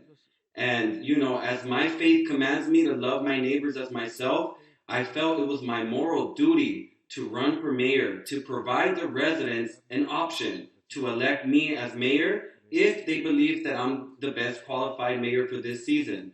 So, you know, again, my heart, my love for God and my love for people, and my faith to be a servant, to be what God commands me to do, to fulfill the Great Commission. You know, I talked about testimonies. I'm a big believer in testimonies because, you know, most people don't know my story, but my life was saved and redeemed by the grace of God. And, you know, I surrendered my life to God. He took me from depression and anxiety. And now I just live the rest of my life to serve God and love people and just do what God commands me to do. And I believe that's my best qualification, and it's the reason why I'm running for mayor and asking you to please vote for me. Thank you. Ms. Emma Sharif, same question. You're asking me what is my best quality? Yes. My experience that I have from the school board to the city council, it actually gives me the, have prepared me to really be able to tackle anything that really comes through here on the city council. Because I have had the training, I've had been very well, as I say, baptized into issues and addressing certain issues. Some of the issues that that we are facing right now in the city is I've seen it before, and so I understand what needs to be done in order for us to be able to move the city forward. So I feel like I think that my best quality is my experience that I bring to this, that I bring to the council, and that I will also bring to the mayor's seat once elected. Thank you. Thank you. Mr. Hayes, same question. Thank you, Pastor. I think probably my best quality, or the quality that will benefit Compton citizens most greatly, is my analytical skills. Folks know that I'm a biomedical scientist. I'm coming to the end, I think, of a 32-year-old career as a biomedical scientist. And what that's taught me is to see a problem and solve it. We don't see problems that we're given the luxury of saying, well, we can't solve it, so we're going to move to something else. We don't have that luxury. What we have to do is see a biologic problem, a medical problem, whatever the case may be, and work it until we solve it. And that's the way I feel about government. I look at all the problems, and I don't quit until they're solved. Now, I've also had the benefit of working in and around Compton government for the last 30 years, as a part-time person, as a volunteer, and a brief stint as a full-time employee before, and I went back to biomedical sciences. But I think the quality that you find in someone who looks at things as a scientist is something that can truly benefit the citizens of Compton. Because I don't see any problem that we have that we can't solve. It's just a matter of sitting down, looking at the details, developing the formula, and solving it. So I think that would benefit our citizens and our city greatly. Thank you. Thank you. Ms. Ortega, same question. Yes, I believe the best quality I have is the passion I have for people, for standing up for people, for advocating for their rights. I always put people first. I love helping people, and I feel like I just want to be a mayor for the city of Compton, for the people, to change the people. I feel that we deserve an opportunity, and that opportunity is missing and it's been stolen from us. And I want to make that change. I want to help the people of Compton. Thank you. Thank you. Mr. Willis, same question. Yes, I am born and raised here, started my business here, and I do not have all of the answers. But what you will get is someone who will seek out in every area that I may not know or have the experience in. I will get experts to rally around the council and myself to make sure we get the job done. But what's most important, Compton is my heart. It's my soul. It's in me. You'll get me boots on the ground, and I will tackle issues that others will shy away from. For the tribes of Compton, I will ask them to put their weapons down and join me and stand with me to build our city better, to build it back to its glory. That's what you would get out of me. I'll be right there in folks' face. To my Latinx community, we love you. We always have. Compton's always cultivated y'all since the 60s and 70s. It's always been us, united. We've never played favoritism and run y'all out. We've always supported y'all. So we need you to stand with us now that the tides are turning. This is a perilous time in Compton. And it's a great deal of hate and mistrust, and bad deeds have been done, and we have to restore that. So what you would get out of me would being there on the ground, not in an office, not sitting in City Hall. I'm going to be out there with you, the citizens, to build our city better. I know how to heal our city because I lived through it before in the 80s, in the early 90s. I will not play any partialships or favoritism to any particular tribe. We are all one love, one city, and I will make sure that that happens. That qualifies me to lead our youth into the future and to bridge that gap with our elders to make sure that you get out of the situation that you're in, a decaying city. I have the knowledge to build the city back, the infrastructure back better than ever. But it's going to take peace to do that. Thank you. To my seniors, I respect you and love you. Thank you. Thank you. Ms. Jimenez, same question. Yes, I would say my strongest quality would be advocacy. As an advocate for the city, I will fight for change. And that entails being forward thinking, thinking out of the box, also building a local governance that recognizes everyone, and most importantly, builds the youth, because they are our next generation of leaders. So with that, I'll just keep it at that. Thank you. Mr. Perry? Yes, thank you. My great quality, my ability to lead and motivate and building people up as a teacher, teaching our children. One beautiful thing that I just truly love deep to my heart is when I'm teaching a class and it may be a student that may need a little help in math and don't understand the X and Y variable and spend some extra time with that student. And now they understand and say, oh, I get it. That is a great trait, is to build our constituents up. Prior to teaching, I worked in corporate America for a Fortune 500 company as a manager, working with employees that was some of our lowest performers and spending extra training with them, understanding the policies with them. And then a month or two later, going over their training. And then we notice their performance has improved. So important that I impair, lead, and motivate and build our constituents up. And as your next mayor, I will not only just build our constituents up, I will build our council people up as a whole, and together we will move Compton forward. Thank you. Thank you. Mr. Lister? Thank you. We all love Compton.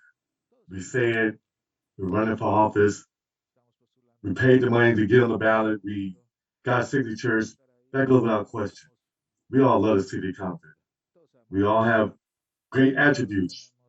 I think what my best attribute is, I believe what sets me apart, that I lean on, first and foremost, is integrity. Period. And this has nothing to do with my opponents.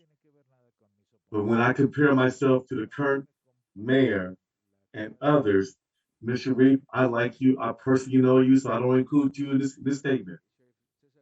I view you as a person with integrity. I got in this because I didn't see integrity coming from a person who was running for mayor. Not a personal attack. That's why I got in this. That's why I feel my best attribute is this. I have experience over 35 years working in governments, knowing the internal workings, which is important. Not necessarily needed, but it helps. And for me, it allows me to hit the ground running. I believe that my ability to work with others everywhere I've been. If you ask people about Rodney, they'll tell you, yeah, he's easy to get along with. I don't have an ego when it comes to this. I just want Compton to win, period. I want Compton to win. And with that being said, being committed to that mindset is not about me keeping your integrity, wanting Compton to win. Because if y'all win, I win. Being in Compton, not leaving Compton. My best attribute, integrity, love for the city that we all have. Thank you. Thank you. Madam President, we have just about exhausted the time limit. There was one other question that I would like to ask, but in the interest of time, at your ruling, we will revert back to closing statements in order. Dr. Thomas, go ahead with the last question. Last question. Last question. Let me begin with Rodney Lister. Bond issues are often used by municipalities to fund capital projects. Some citizens have suggested a bond issue for projects such as a new fire station, Other citizens do not like or want bonds. Others have suggested raising the city sales tax. What do you view as the advantage or disadvantage of each choice? Final question. Let's begin with Emma Sharif.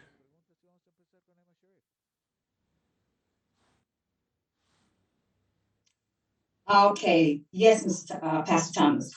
You said, what do I view as the pros and the cons of that? What do you view as the advantage or disadvantage of each choice that I gave you? Well, when you speak in terms of sales tax, the city of Compton is not able to increase sales tax because we're really at our limit. So that is something that we would not be able to do in the city. When you talk in terms of bonds for certain things,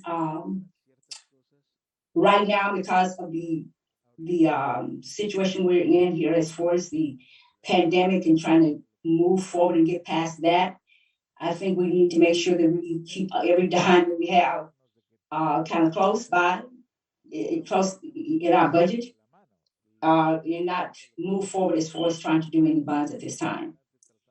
Now, I am going to share some information with you, and so you can understand what the difference in what I'm saying is really all about.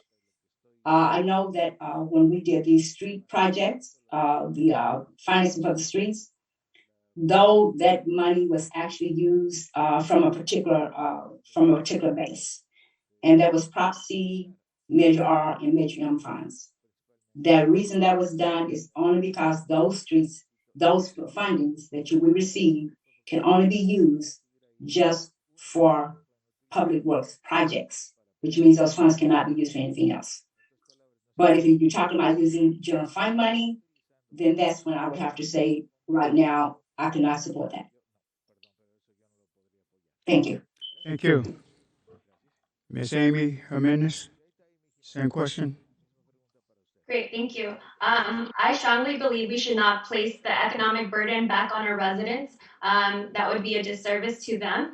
There is a ton of private capital that is waiting to be invested in the industry, in industries and in markets and repairments, and there is opportunity to pair up with public investment. And so also in addition to that, there's a ton of grant money relief programs that have been untapped, and we haven't exhausted those efforts. And so at the federal level, there's a PACE property assessment, clean energy. There's $2 trillion in recovery package that we can look into. And so I definitely think we should exhaust those avenues first before looking at any type of bonds or tax increase placed on the residents. Thank you. Mr. Perry, same question. Yes, thank you. I will stand firm on this. When it comes to any type of bond, tax, prop, measure, and throughout my entire candidacy as your mayor, I will not support anything that increase taxes now or any time as your mayor. One of the biggest issues that we have is that every plan sounds good. And I'm going to highlight sounds. The biggest problem that we have is once the income comes in, those funds are not being used for what they said they were for, or portrayed to the public of the intended use. So as your next mayor, and as I am your mayor, I will not support any tax, any bond, any measure, any way, fashion, or form. And I stand firm on that. Thank you. Thank you. Mr. Hayes, same question. I too would not support any new tax on Compton citizens at all. I think we're overburdened as it relates to property taxes and sales taxes already. And I do believe that if you check, you'll see we're one of the most heavily taxed municipalities in the state of California. So no to all of that. Like Amy, I am fully in tune with going after private funds, going after the trillions of dollars that are available in our federal government. to address our issues here. I don't think we're doing a good enough job as a city of identifying resources that we can bring back to Compton and put to work for us. And so before even considering any tax or bond, staff will have to show me that they have done their due diligence as it relates to going out and finding other sources of money for this city. We are overburdened with debt, okay? And we all know that we're overburdened with debt. So let's not even talk about doing that anymore. Let's think outside this government box and go after other funding sources. And corporate America funds projects, and we are not tapping into that. And as we move forward, again, we're gonna have to think outside of that box and fund our city in different ways than we're accustomed to. But one thing Compton residents are not going to stand for, Compton residents, you know it, are not going to stand for more taxes. And that, you know, without saying any more, we know that that's going to happen. They're not going to stand for it. So let's get smart. Let's run smart government and do it the right way and find these additional sources of funds. Thank you. Thank you. Ms. Ortega. Yes, I would definitely not go that route. I also agree with Mr. Hayes. I will find other sources, but I wouldn't put it on the community. Thank you. Thank you. Mr. Lister. Short answer, no. Not in favor of bonds, sales tax. I might be one of the few people who is on this call right now that was against Measure P. I saw the failure on the wall. I don't like bonds as a whole, countywide bonds, none of that, because they never get used right. They historically, all jurisdictions. So as Mr. Perry mentioned, I agree with the things that he mentioned. Now, the fear I do have as a homeowner in Compton regarding bonds, and I don't know anything about this agency, but school districts can issue bonds. And the city council has no direct influence with what the school district decides to do because they're independently elected. They can listen to us or they can say, yeah, whatever. That's what scares me, because as our schools get older and decay, parents will demand safer facilities. The district will say, the only way we can pass this is to issue a bond. And typically, school bonds tend to have a better passage rate than almost any other bond that's put out there. Okay, everyone loves children. I get it. Everyone wants the school to be up to date. I get it. That's what scares me. A bond coming down the pike that we, as an elected official, have no control over and might find ourselves campaigning against it. Now that would be interesting. Thank you. Thank you. Mr. Renaga. Thank you, Pastor Thomas, for the question. I also will never support any tax increases. I will never support sales tax increase, property tax increase, nothing that will cost the residents money. I also will advocate to save residents money. An example is our water bill. As we know, when you pay your water bill online, the city charges you a $5 convenience fee. When you go pay your water bill with your credit card, they charge you a credit card usage fee. When you can go to McDonald's across the street and buy a $1 McChicken and not be charged for a credit card fee. So as mayor, I will never increase taxes, and I will also work very hard to figure out how we can save residents money. In regards to bonds, there are pros and cons to bonds. Bonds are similar to mortgages, in my opinion. Right now, I think the city council took advantage of low interest rates and they were able to get a bond passed. And I think with this bond that the next mayor will inherit, we will never have another need for another bond. So I think we're going to be set. I think we're good, Compton. We already pay high property tax, high sales tax, high utilities. So we already are doing our part as residents with paying. And I think that there's room for saving residents money at City Hall. Even with building and safety, when a lot of our permits are inflated, a lot of our fees are inflated compared to neighboring cities. So as mayor, I commit to annualizing all our fees at City Hall to see how we can save residents money. Thank you. Thank you. Mr. Willis, same question. Yes, Doctor. No, on increasing the sales tax, we already have the highest property tax, highest sales tax. There's no need for that. If we use the current bond that was approved correctly, we will be on the right road. If we really do an overhaul on all of the services that we have going on down there through our city and make sure that they're giving us the correct service and not underserving us and overcharging us, we will be all right as well. So there shouldn't be a need for any other property tax increase or sales tax increase. And if we manage what we currently have, it should be okay. We just have to use the money what it's designed for and make sure we're getting proper services. Folks, it's not coming in here overcharging us and underserving us, and we will be a great city once again. Thank you. Thank you. Madam President, at your pleasure, we'll call for the closing statements. That's great, Dr. Thomas. We're going to go in reverse order. We started with Lamar Willis. Let's begin with Emma Sharif. 2 minutes, please, for your closing statement.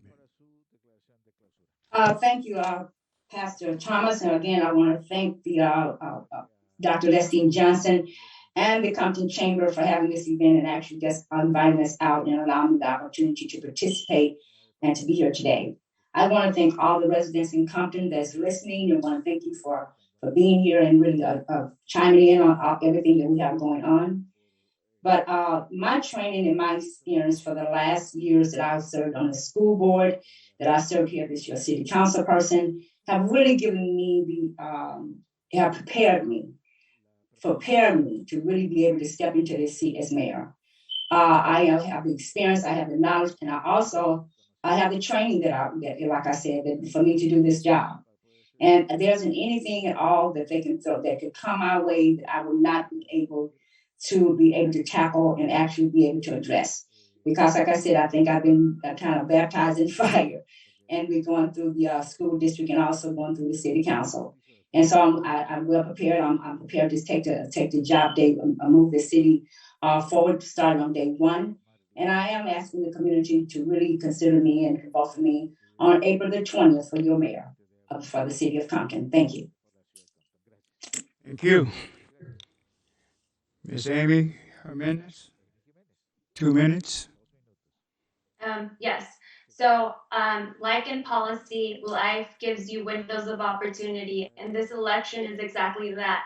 A window of opportunity to build local governments that recognizes everyone, that ensures the equitable distribution of opportunities and resources needed for the optimal well-being of residents in the short run and in the long run. And supports the economic growth through the reinvestment in our community. Juntos podemos hacer ese cambio. Together we can make that change. So really, please consider me as a candidate. I appreciate your support, and whether or not, whatever the outcome is or may be, I will fight for the issues that really are burdening our communities. And so thank you. Gracias. Thank you. Anthony Perry, 2 minutes. Thank you. I'm Anthony Perry, and I ask for your vote. And here's why. I am trusted with our most prized possessions, which is our children, and our children is our future. And I will protect our future as your next mayor. Well, I briefly talked about what I would do in my first 90 days. I talked about what I'll do in my first 18 months. But I also have vision for Compton. I also have plans what I'll do in my first 4 years by bringing a $1.3 billion entertainment hotel condo complex that will be privately funded, will generate millions and millions of dollars from tax revenue that will pay for the roads, that will pay for these services, that will pay to promote our chambers and promote our business community. It's important that we have vision for Compton now, and so we be self-sustained for the future. And as your next mayor, I will protect us all, and I will ensure those that are willing to work will have access to a job. Every Monday night for the month of March, please follow me on Instagram or Twitter, hashtag vote Perry for mayor. Live, you can ask your questions to me directly or visit my website at anthonyperry.org. And I appreciate every single constituent as I am the choice for Compton. Thank you, and I ask for your vote. Thank you. Mr. James Hayes, 2 minutes. Thank you, Pastor Thomas, and thanks to the Chamber of Commerce again for hosting the event today. I don't make any promises. The reason I don't make any promises is because of the fact that we have so much nuts and bolts work to do within our city government. The only thing that I'll say is that I will roll up my sleeves, sit down with the rest of the council and staff, and we will go issue by issue, problem by problem, and solve them. That's what I pledge. That's what I commit to do. I commit to changing this city because we are going to sit down and solve all of our problems. We are not going to build anything until we solve these financial problems that we have. I said it once before, I'll say it again. If you build a new building, it's like building it when you have termites. Compton has termites. We need to get rid of the termites first. So I pledge to roll up the sleeves, sit down with my colleagues on the council and staff and solve each and every issue that we're currently faced with. Thank you very much. And remember, James Hayes for mayor. I've been here for many, many years and working for many, many years. And it's time for the city to take full advantage of my expertise. Thank you very much. Thank you. Ms. Janice Ortega, 2 minutes. Yes, hi. Thank you everyone for listening to us. I want everyone to remember that Compton is hurting and Compton needs a true leader, a leader that will sacrifice for the people, and I believe I can be your leader. Also, I want to add to this closing point that make a choice, make the best choice you can do, because the vote, Compton, it's in your hands. So make sure you vote for the right person, the person you believe in, the person that has transparency, maybe a new face, maybe someone that you just believe in. And let's hope for the best and let's make Compton change for the best. Thank you. Thank you. Mr. Rodney Lister, 2 minutes. Thank you. Thank you, Chamber, for hosting this event. The great questions. Thanks to all the individuals who are here, who are my opponents and brothers and sisters of Compton. I truly believe that whoever wins is going to have a love for Compton. I'm assuming that we all have that same love. We all have a game plan. We all have a mission statement. We all know what we want to do to better this city. I think what makes me a viable, if not the most viable candidate, is the experience, the passion, the integrity, the ability to work with whoever is next to me. And in the weird event that I don't win, my commitment to still be about Compton. So talk to all of us. Call us, email us, call me, and you'll see who's sincere, who means it, and who you connect with. I believe Ms. Ortega said the future of Compton is in your hand, registered voters. And I'm asking you to trust me to hold your hand. Let me lead you. Going off to Mr. Hayes, I gotta say this to you. I like what you say, very inspiring. I'm gonna go ahead and bite you real quick. My name is Rodney Lister, and I'm number 1 on your ballot. Vote for me. Thank you.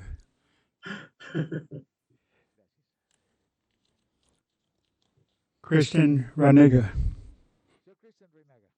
Thank you so very much to the chamber, Pastor Thomas, Dr. Johnson, everybody who worked very hard to go out of your way to make this forum possible. For all the participants, that my opponents, thank you all so much. This was awesome. I want to talk to Compton voters and ask you to please consider voting for me. Even if you've already committed to voting for someone else, I just ask that you consider me. Visit my website. Ask about me. Ask my neighbors. Ask the people who know me about me. Ask them why are they supporting me. I'm here to make a difference. I'm not a politician. But I strongly believe that this election is going to make or break Compton, which is why I'm asking each and every one of you to please consider voting for me. I'm not a perfect candidate, but as I mentioned, my number one quality is my heart, my love for God, and my love for people. And I'm here to just offer my life as service to every single resident. I'm here to bring solutions. I'm here to end Compton politics. I'm here to work with everyone. I'm here to be a mayor for every resident. And I'm here to be the difference that we are so in desperate need of. So I'm asking each and every voter to please consider me. My phone number is 562-659-5272. And I ask that you please call or text me. I'd love to talk with you. I'd love to hear your story. I want to hear what your vision is for Compton. I want to hear what is it that you want done in the first 90 days if elected as mayor. So I'm here to serve you all, and I'm here to be the mayor that we all desperately need for this next season that Compton is getting ready to step into. And I ask that we all just work together and unite because we cannot allow our city to go down the drain. This election is very critical. We're at a crossroads, and it's time that we have a better Compton. And the only way we can have it is together. So please visit my website or call me at Thank you. 562-559-5272. Thank you. Thank you. Mr. Lamar Willis, 2 minutes.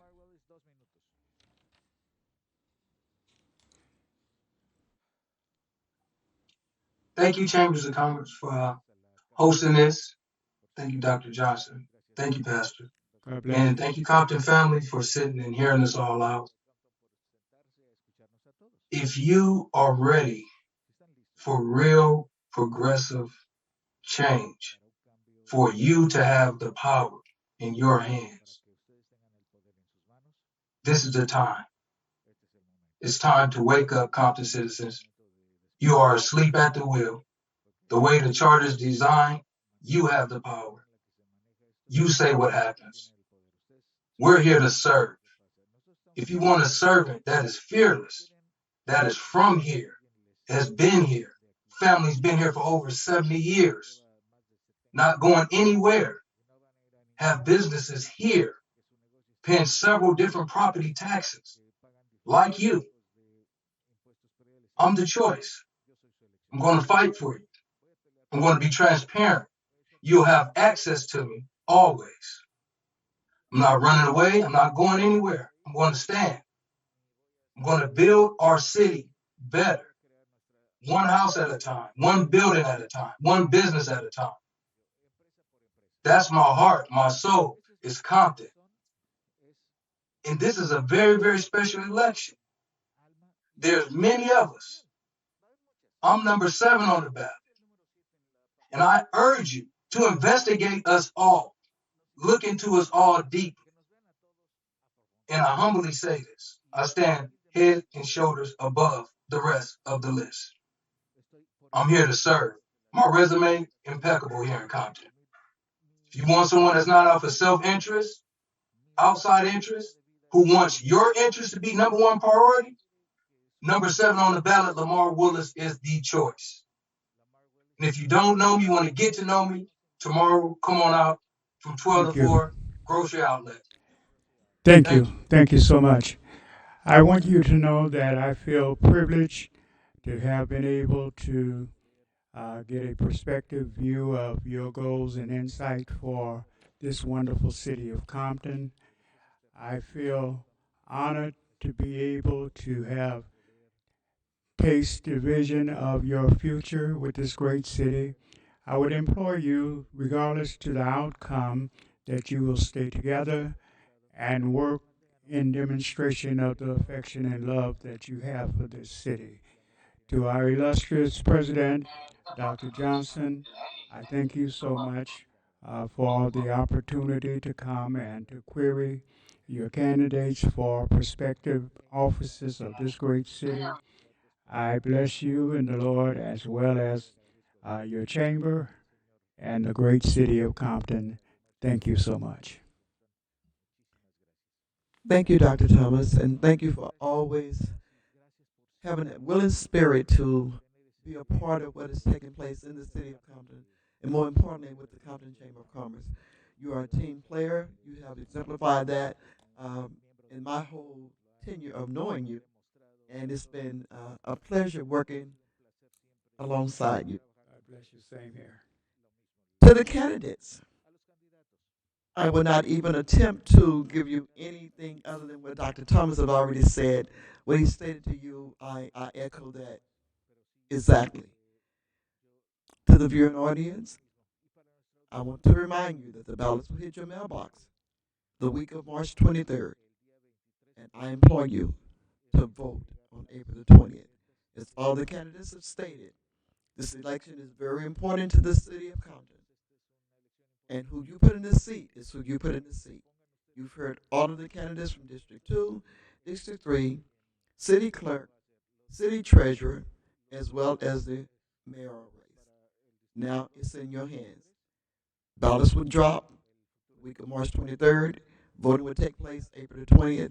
Citizens, it's in your hands. We thank you for tuning in this evening. We thank you for the long time that you stayed to listen to the candidates.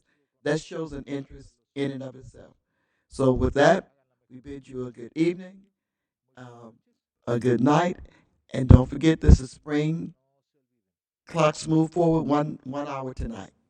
Thank you and good night.